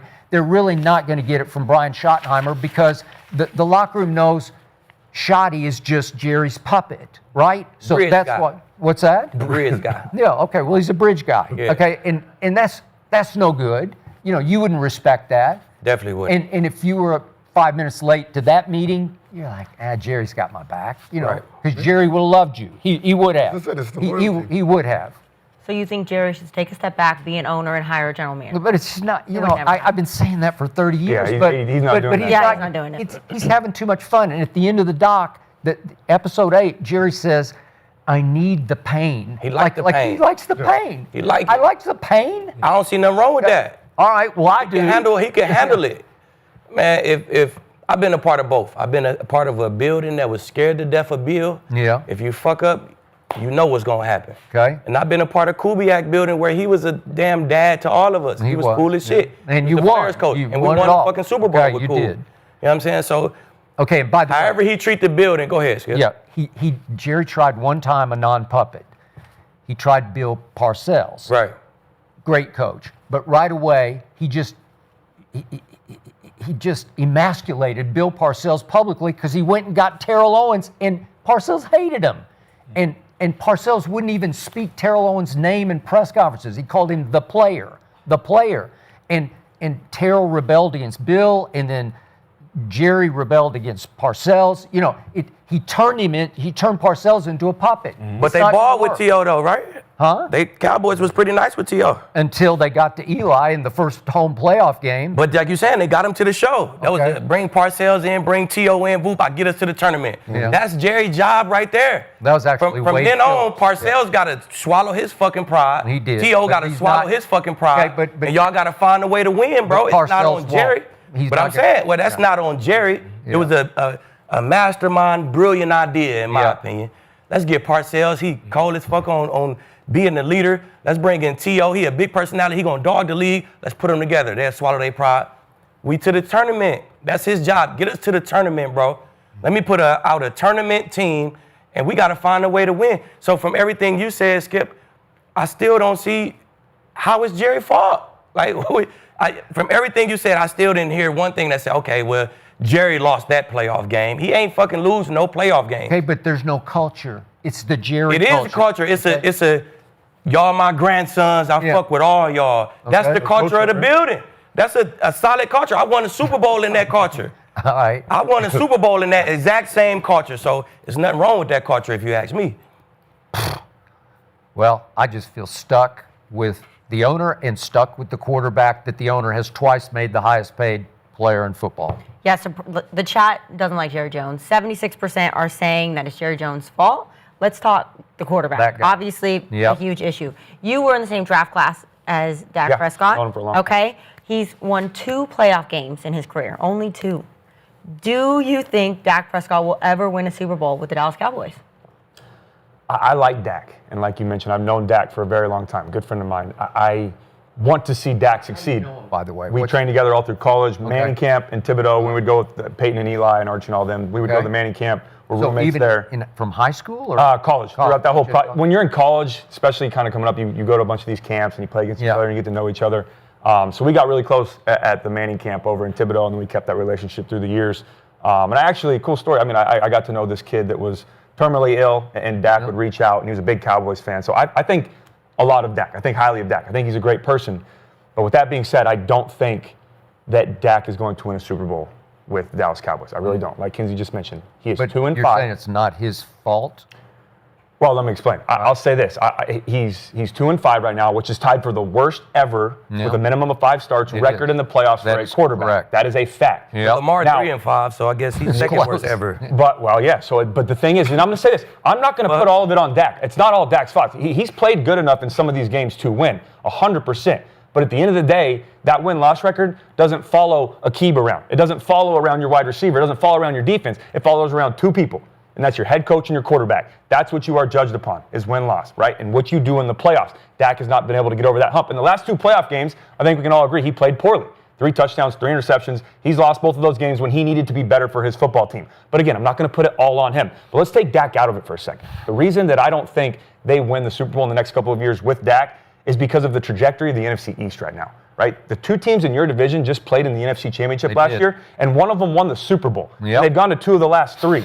And the other team, who's supposed to be on a rebuild, the Commanders, who were supposed to be ass last year and not be good and not play well, with a rookie quarterback and a bunch of veterans who are out of their prime on offense, and then you go get a head coach for the first year there wearing a backwards hat and everyone's saying they're not going to be good, go to the NFC Championship game and they're one game away from the Super Bowl. Because and then they go get Debo and Tunsil. And because of the decisions they made in the offseason. They're going to keep getting better. Meanwhile, the Cowboys are sitting at home at 7-10 and missing the playoffs. And everyone argues, oh, well, Dak was hurt, injuries.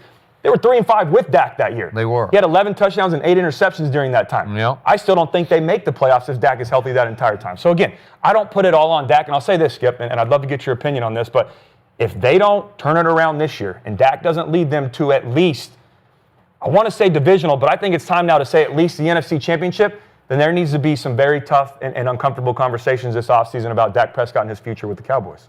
But will Jerry have those conversations? I think some quarterbacks. I think some quarterbacks mature later in their career. True. You know what I'm saying? Like Geno Smith. Okay, was like trash at the beginning. 15 years Geno's in. solid now. Okay. Sam Darnold was trash at the beginning. He's solid now. Matt Stafford wasn't trash, but he started his playoff career 0-3. But when did Dak get drafted? 2016. Dak was 2016. It's been 10 years. Yeah, that's what I'm saying. Look at decade. Look at Stafford. Stafford was 0-3 after 10 years. And then all of a sudden now he can know how to win. Sam Darnold was It's the 11th year. That's right. That's all I'm saying. I think it's what I think. I think I trust Jerry. Jerry made a major trade. I think he's going to go out and get some vets, maybe a Hendrickson, you know what I'm saying, a vet edge. He's going to draft a real impact player, like a real Emmitt Smith type impact player, maybe a running back. He's going to get a coach from this Shanahan-McVay tree. That's Kubiak. I played against this Shanahan-McVay tree. I went to the Rams and played with McVay. I played against the Cowboys and I saw that offense. I was like, this shit trash. No wonder Dak can't win. The fucking OC is trash. Then I go to practice and I see how McVay offense look and I'm like, oh yeah, this shit fucking nice. If you give Dak an offense under this McVay Shanahan tree, that type of system, outside zone with all that shit, Zach flourish in that kind of system. So I think Jerry gonna hear me. He's gonna go get a coach under that tree. He's gonna have a hell of an offseason. He's gonna win the offseason, gonna beat Philly. He's gonna have a hell of a draft. And I think at that point, Dak will end his career year 11, 12, 13, way better than he started it. So wait a second. Mike McCarthy came from the West Coast tree. But that's old though. That West Coast been around since Jerry Rice and Irvin. Like that shit old. It's a new league now. But it worked for Aaron Rodgers for a long time in Green Bay, right? But it worked for Aaron Rodgers 15 years ago, Skip. We talking about new age football. It got to be misdirection. The corners are too nice to play West Coast. We could get on the line and strap anybody. Now you need some misdirection, make us have to tackle. The receivers go inside every play. I gotta decipher whether it's a crossing route or whether I need to come off and tackle. That's fucking hard for corners. All McVay's system is outside zone, which make the corners a huge part of the run game. You know what I'm saying? So he just need a new system, a system that's a new system. McCarthy's system is fucking old as shit. That shit is played out now. Get him a new system. Get him a couple more impact players with the cash you got with the draft picks. I like the Cowboys. Next 3 years, Cowboys going to be in the chip. So he's a victim of the system. Yes. A quarterback without a great running back is like eating a KFC biscuit without water. With no honey.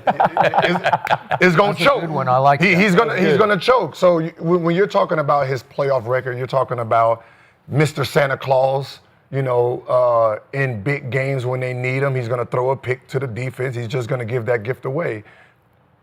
It's easy to look at him, but when you say he doesn't have all the threats that he would need, and it's the running back game with the wide receiver game hurts him. So when you're talking about when the game gets tight, he becomes 1 or 2 dimensional. Him running or passing because he can't hand it off. So all those handoffs, we know, fuck that, he's going to keep the ball because you don't have a threat here. So now you're just looking at a guy who doesn't have a threat, meaning you can't throw long. So now you're only looking at what? RPOs, slants, right? Drag routes. So everything becomes under. Like I play Madden. right? I can't even trick the defense in Madden, with the fucking Cowboys, right? We know what's going to happen. So, but because you don't have that full threat for him to thrive, it's easier to stop somebody like Dak. So like even with Lamb, he's great, but he's great because himself. He's not great because of Dak's, right? When you're talking about CD, 50% of CD's yards is coming from second and third strings, right? He's a yak player, so that means he has to create it. So Dak ain't actually making him better. Yeah, he's relying on CD to get these extra yards for him. So when you're talking about, was it Pickens? Pickens. Is he gonna get the ball to him? No, you're going to have to throw everything up. You're not going to get, you have these threats, but unless this man's going to be running that Michael Irvin slant cross across the middle, all that deep, you don't have somebody who's going to make the defense bite react, but you're not going to bite up. Right. We're gonna make you catch everything in front of it. That's why he has to throw 35 to 40 times in the playoffs, which you're throwing that much, you're gonna turn the ball over a lot. So I don't think with the system he has going on, he's gonna win a championship there. I think he's gonna be traded probably the next 2 years for Shedeur Sanders. I love the idea of Shedeur to Dallas. I campaigned for it before the draft. Jerry should have just taken 4th round. They screwed up and gave away their 5th round pick. But somewhere in there, they should have just taken Shedeur. He was born literally to play for the Dallas Cowboys because he grew up in Dallas. My problem with Dak is, I'll just quote CeeDee's mom. CeeDee Lamb's mom posted on Instagram the night they lost to Green Bay, being down 27-0 before halftime. She posted on IG, Dak ain't it. And I can't say it better than that. Dak ain't it.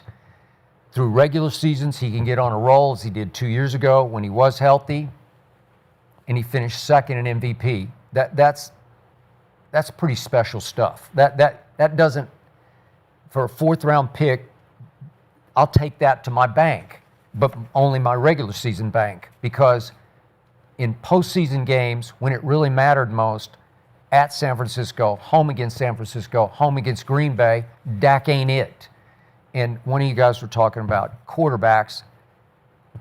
You either have that or you don't have that. You can't teach it, you can't coach it, you can't go figure it out by experience, I don't think. So he will never, ever win a Super Bowl for the Dallas Cowboys. And what he does after that, I won't care about. But I don't think he'll ever win a Super Bowl for anybody, because during long stretches of regular seasons, he plays like the 4th overall pick.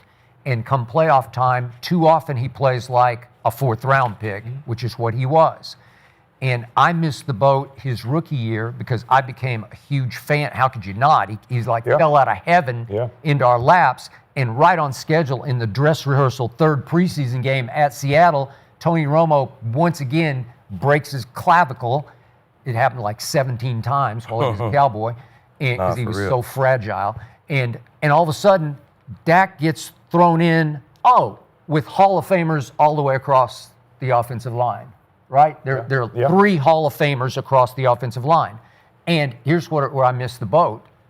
There's a fellow rookie from Ohio State who had 3 of the first greatest years. You could make a case that Ezekiel Elliott had the 3 greatest years to open a career that any running back ever had. Agreed. Now, he hit the wall and hit it hard after 3 years after Jerry paid him the most money any run back had in football.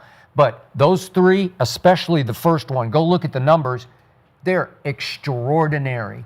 They're astonishing numbers that the running back put up, which made the 4th round pick quarterback his job way easier. So I'm saying, because Dak won Rookie of the Year over Zeke. Zeke finished 2nd. Nobody else got a vote because they went 13-3 in their rookie year.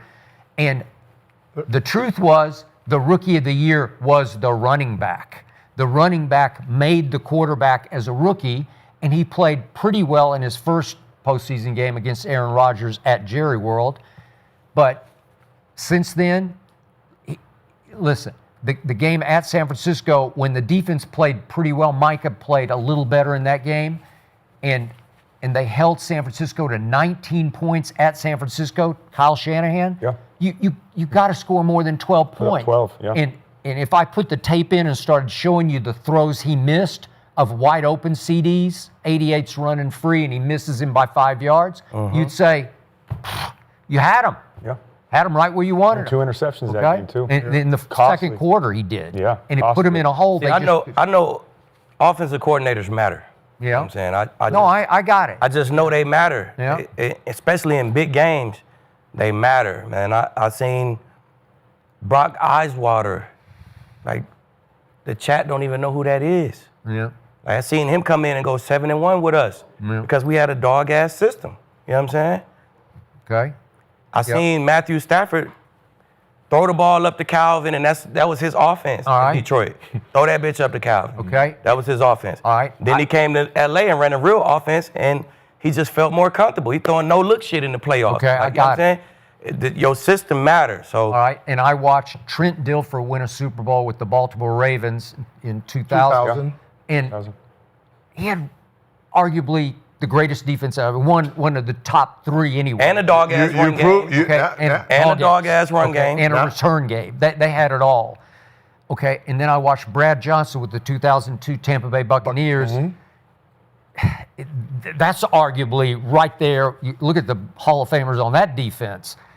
That's arguably the greatest defense ever. And Brad Johnson was pretty good. So Trent had his moments. He was pretty good. But you can get carried by your defense, and that hasn't happened for Dak. So John Gruden called the offense. Gruden ain't a bad OC now. Gruden he put was out good. solid offenses, right? Yeah. Gruden was the OC for that team. He was. I mean, yeah, it wasn't trash. You was proving my next point when you mentioned those 2 teams. I got them right. I got them right here. That's it. All right. He got him right I there. said how they play offense now. Yep. Without the running back and all of that, they would need to play 2,000 Ravens defense that allowed 10 points a game because y'all can't score, or you need to play 2002 Warren Sapp Bucks defense. Yep. Because once you traded Parsons, that shit went all out the window. Because you need a generational talent like that, and then you add the pieces. So I wanted to ask this last. If you had Parsons and you added Kenny Clark, what type of defense does that become? Crank the fuck up. Right? You crank. So you miss it. You miss the boat here sometimes. I have this generational talent who does all of these things great, but I can't stop this. Instead of me trading for this and losing this, if you have them both on the team, since they are different positions, you become a wall now. Now you're coming into this type of defense. Another piece here, another piece there. Now you're talking about a lockdown defensive team. But once your brain says he can't do this, and you say, all right, let me replace it with somebody else who does what I need, but then you lose something you can't see. And the offense you have is not up to par, but you could have matched that with the defense because you had a juggernaut. Okay. That you can rely your defense on. I got you, and I hear you. Valid points. The problem is you're comparing Micah Parsons to the great Derek Brooks, good friend of mine, and he's a little before your time. No, my locker was right next to Derrick Brooks. That's my OG. OG. To start. Hell yeah. To start. Okay, I forgot. Hell yeah. Okay. Derrick Brooks was the man. The man. He was the leader of that locker room and that defense. He has stature to him that I can't convey to you how impressive this man was on and off the field. He was as legit as it gets both ways. As the role model for your team, the tone setter for your team, no one better. Ray Lewis, different cut of cloth, but on the football field, Lord have mercy, just Lord have mercy. And in the locker room. Yeah, in the locker room, and as a preacher in the locker room, it's hard it's hard to convey to you the leadership they brought to those teams, the aura, the firepower they brought in the locker room and the huddle, and then bringing it, especially against the run game. Those two, you just couldn't run on them. I mean, you just couldn't. Micah's not that guy. He's great at what he does, can be great, and his potential is extraordinary. But those two guys were as legit a leaders as I have ever seen. Tom Brady in his own way was a whole nother, but that's offense. This is defense. This is bad you-know-what. This is where you ain't messing with him and you ain't messing with him.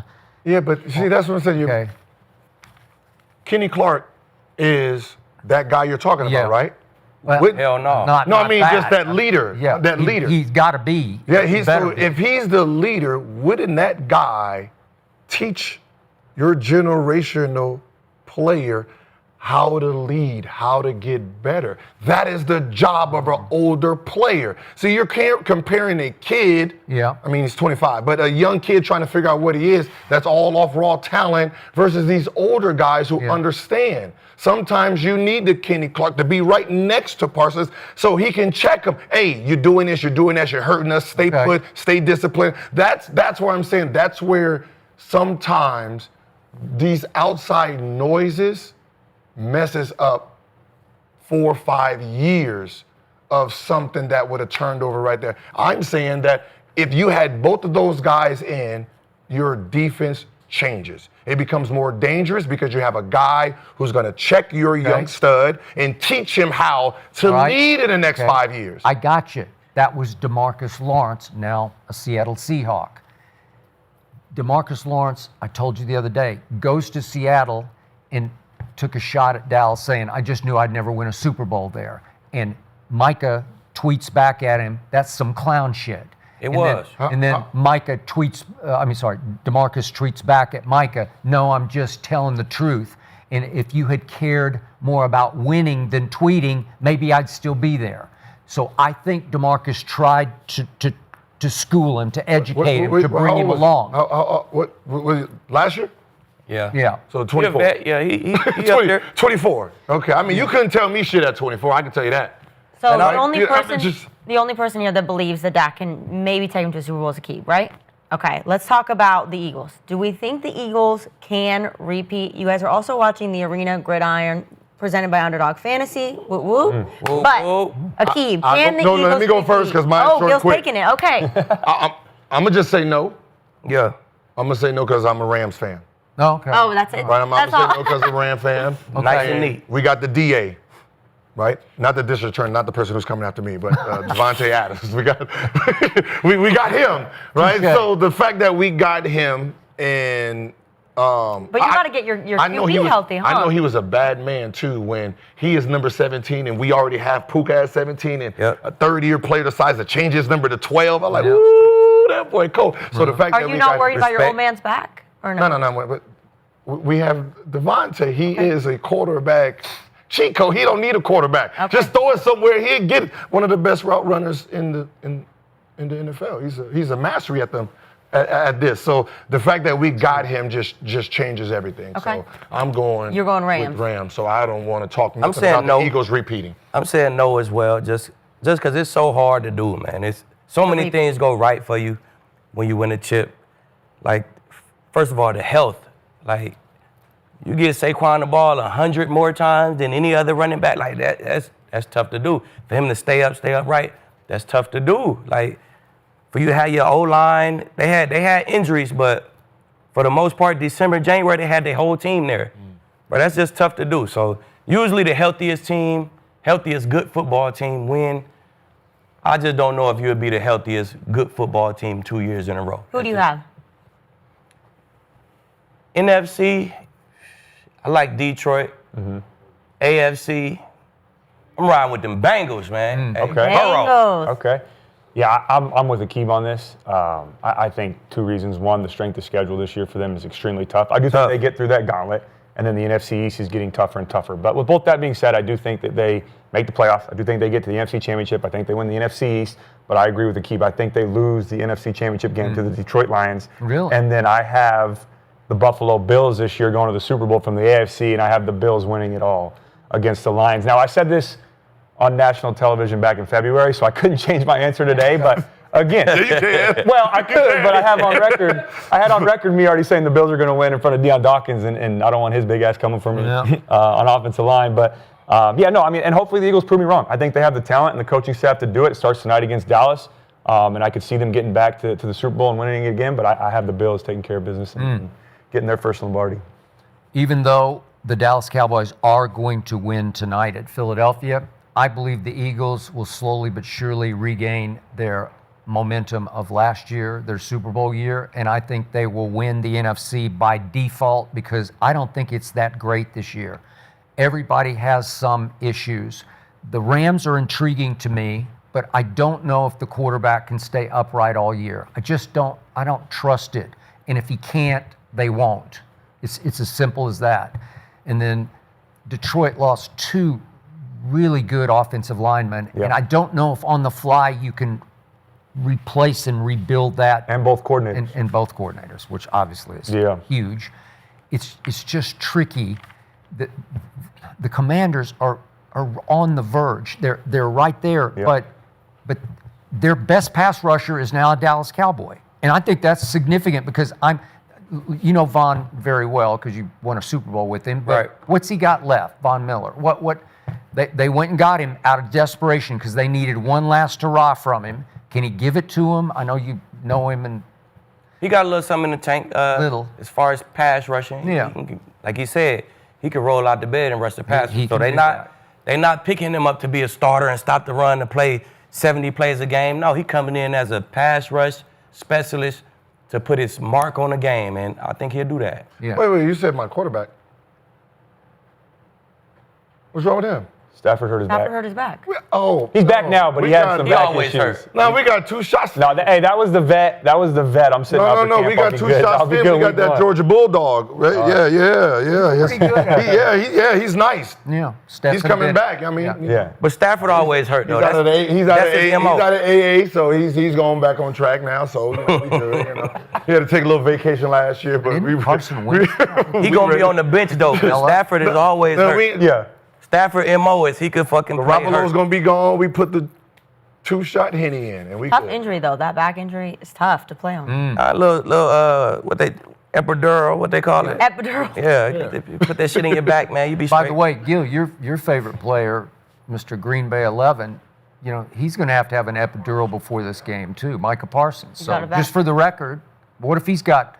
What's the old thing about? I got an epidural before, man. You take that shot and straight 8 weeks. Yeah, let's revisit tonight's game. Wait, first of all, did you see after he got traded, the dance move, he slipped and slide all through the living room? Yep. There was nothing wrong with his back. And that's when he hurt his back. He hurt his back doing that. I thought he was hurt. That's why he wasn't practicing. No, back injuries is the easiest. Right. My back. Yeah, my back. Cause you don't want to pay me? Oh, my back. My back and my back and my hamstring is the 2 injuries you can't judge. It's one of those things. Because if you get an MRI right now, all of our back got a bulging disc. Give me an MRI right now. Yeah, my back. A lot of people thought Micah too was doing that so that he didn't get fined if they did get fined. That's what he was. That was so it's easier to do that and say, oh, he got a shot so he can play. So and they thought Cowboys couldn't find him for not participating. And then Mike is going to come out healthy as hell today. But Akib, they always said, limp into the season, limp out of the season, right? Yeah.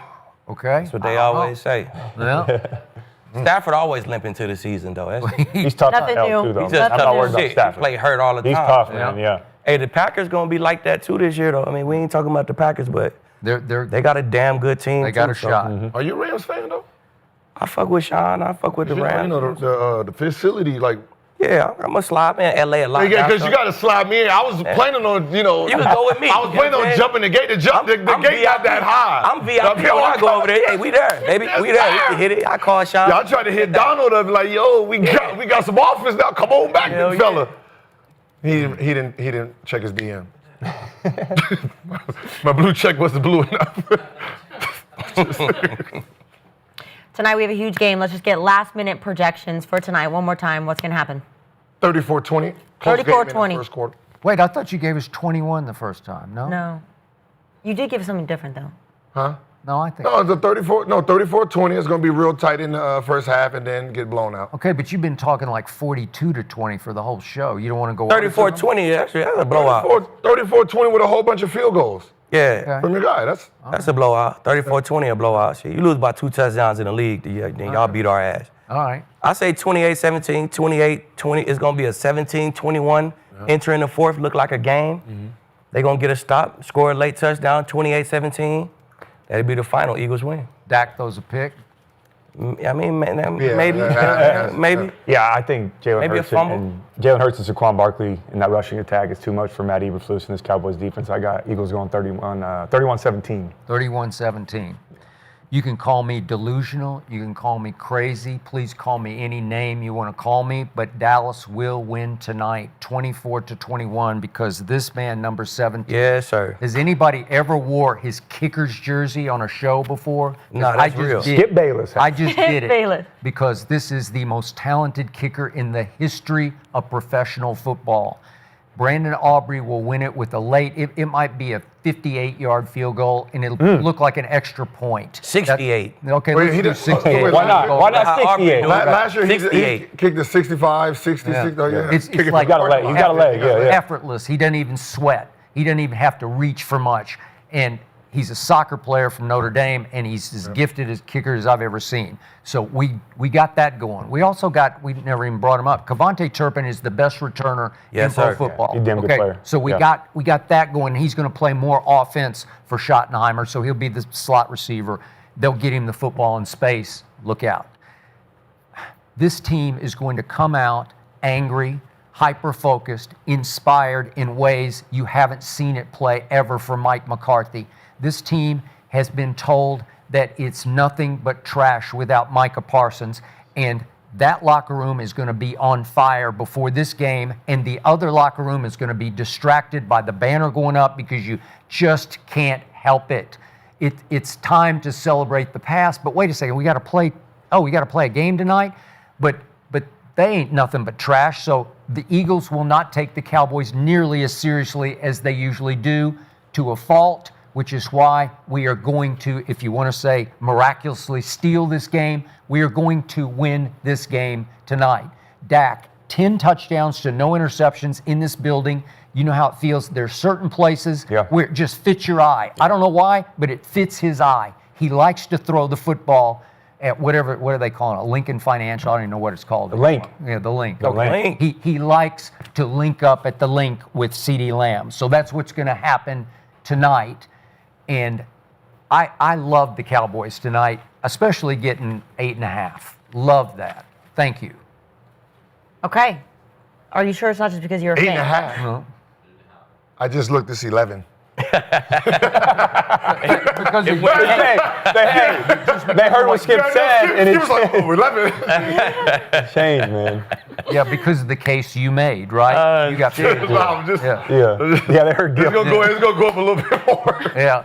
They said, oh, Gilbert's got the hat on. It's got to be 11, right? Yeah. Yeah. All right. It's going to be an ass kicking, says Gilbert. Yeah, no, it's gonna be. I'm going with the 75%. I'm just going Close with. game. I'm just going with history. Hey, I can't wait for tomorrow's show after this game. I know, I'm going I with know. history. Especially Yeah. if the Eagles win, man. I can't wait to see Gil's injury. That's what's exciting. just We're going to be right wondering- back here. I want the Cowboys to win. Well, I know you do, Yeah. but you're afraid to say it. I ain't afraid to say it. I just speak what's on my heart, Skip. You're just an honest man, an honest I'm man. just wondering out loud, will Gilbert show up tomorrow? Will he show up? Oh. Will he duck us tomorrow? You got to show up tomorrow. Keeb's got an entrance and a costume. Yeah. Oh, yeah. We need you there. I ain't coming out no Eagles shit. Y'all take that out the script right now. You ain't gotta worry about that. They might get their ass whooped. Well, thank you guys so much for watching The Arena Gridiron. We have the first NFL game tonight. We are Tonight. so excited. Let's see if Skip's dreams come true. We're going to be back on this couch tomorrow morning at 9:30 a.m. We will see you guys tomorrow. Thank you so much.